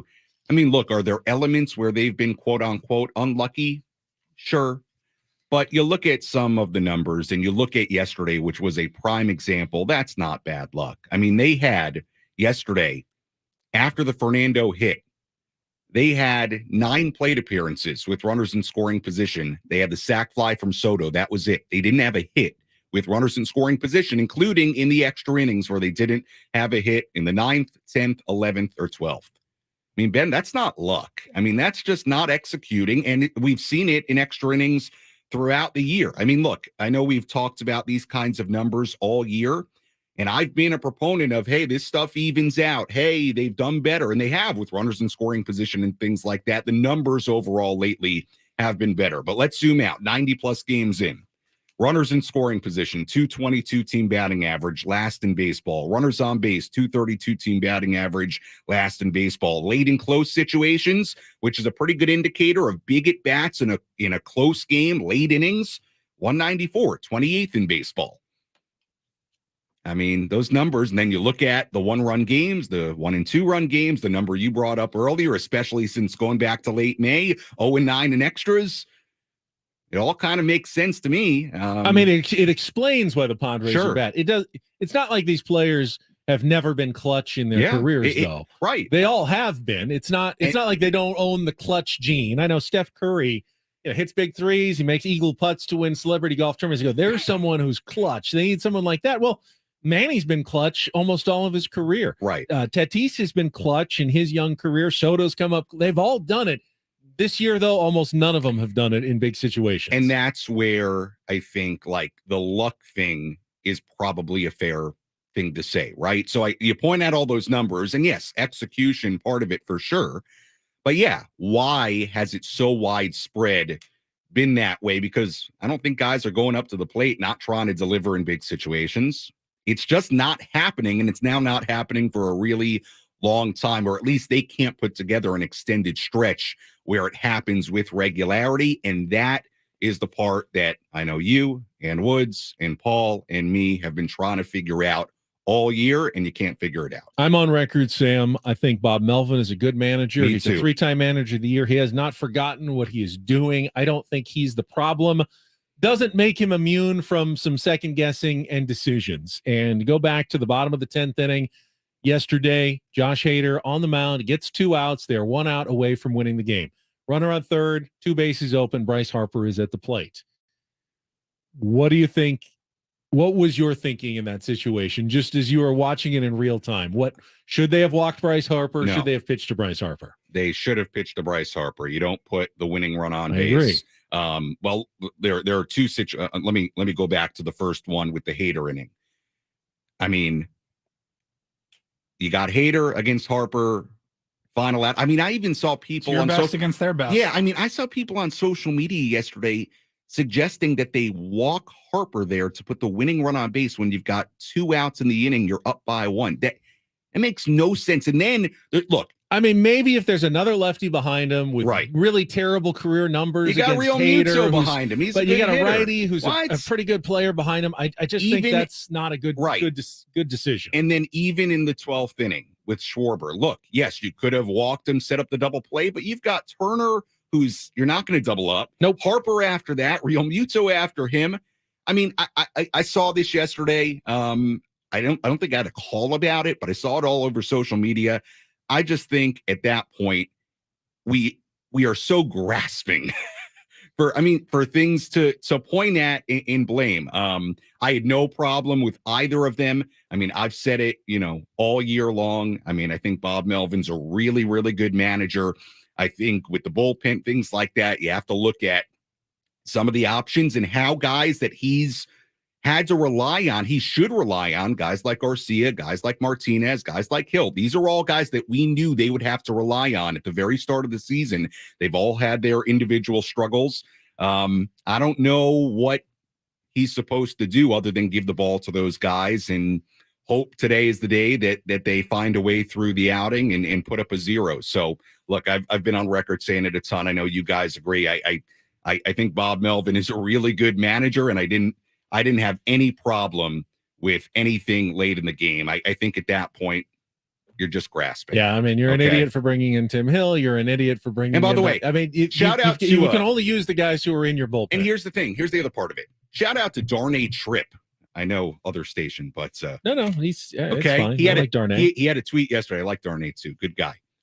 He had a tweet yesterday, something of the effect of, we should have like some sort of system where you have to submit your opinion on the move, on the pitching matchup of the manager decision before it happens. First guess Twitter. Okay, So first guess before Twitter. second guessing, you first guess. I want to make the app for it because if we're looking at that yesterday, I mean, I saw it all over the place. I couldn't believe when people were suggesting putting Harper on with 2 outs and not having Hader face him. Like, what are we doing? I mean, again, no hits. 9th, 10th, 11th, 12th. That's why you lost the game. Guess what? The Phillies got a hit with Harper to tie the game. Execution with Schwarber later. That's why they won the game. Last thing, Sam, we got about 90 seconds. The situation that got Bob Melvin ejected from the game yesterday Rougned Odor, the pitch clock violation, the automatic strike in the 12th inning. Getting more details about how the third baseman was picking up some trash from the field and everything that was going on. I'm a big fan of the pitch clock. That can't happen, though. In the 12th inning of a critical game for both teams, that can't happen. As Bob Melvin said, it didn't cost the Padres the game, but it certainly didn't help them win it either with that decision. Your thoughts there? Well, I think if there's that much confusion about that specific moment, I think you've got to just kind of erase what just happened and nothing happens. There's no automatic strike and say, okay, the count's 0-1. I'd say the same thing about the pitcher. Yeah. If he didn't get on the mound in time because everyone was running around, you can't give him an automatic ball in that situation either. And they're going to have to do a better job with this stuff in the postseason. And as we get later into the year where you're going to have moments deciding pennant races and division races and things like that. I'm with you. I don't know if it takes that much conversation about it. Then I think you just have to wash it away and say, okay, the count's 0-1. We don't know, but we're not going to give you a strike. And I honestly think, like, if you asked Rob Thompson after the game, he probably would have said, you know what, if they just kind of say, we don't know, count's 0-1, let's go here. I mean, I think everybody agrees with that. All right, you're back tomorrow. We get a 3:07 pregame show for a 4:07 first pitch against the Toronto Blue Jays. And they have a Rogers retractable Center. Roof in Toronto. No rain delays. No rain delays. You're good there. May have some visa problems or, passport issues getting into the country. Padres haven't been to Canada in a while, I don't think. I've never been to Toronto. It's supposed to be a great city. Crossing, my brother-in-law used to live there, said it was great. So you're not going, though, tomorrow. You're going to be here, I take it. I will be here. Yeah, that's what I thought. So, Toronto series. Sammy will be in early as well on Thursday. You get an extra hour of Sammy and a less hour of us for the series finale as well. So I guess we'll see you in person on Thursday. All right, sounds Thanks good. Thanks for coming in. Yeah. For Woodsy, who is at the doctor's office, we'll be back tomorrow at 6 a.m. And for Paul Reindl, all of us wearing black this morning, thanks for joining us. Coach John Quintero, Braden Soprenin. Coming up next, this is San Diego's #1 sports station, 97.3 The Fan. We are Ben and Woods. Thanks for joining us.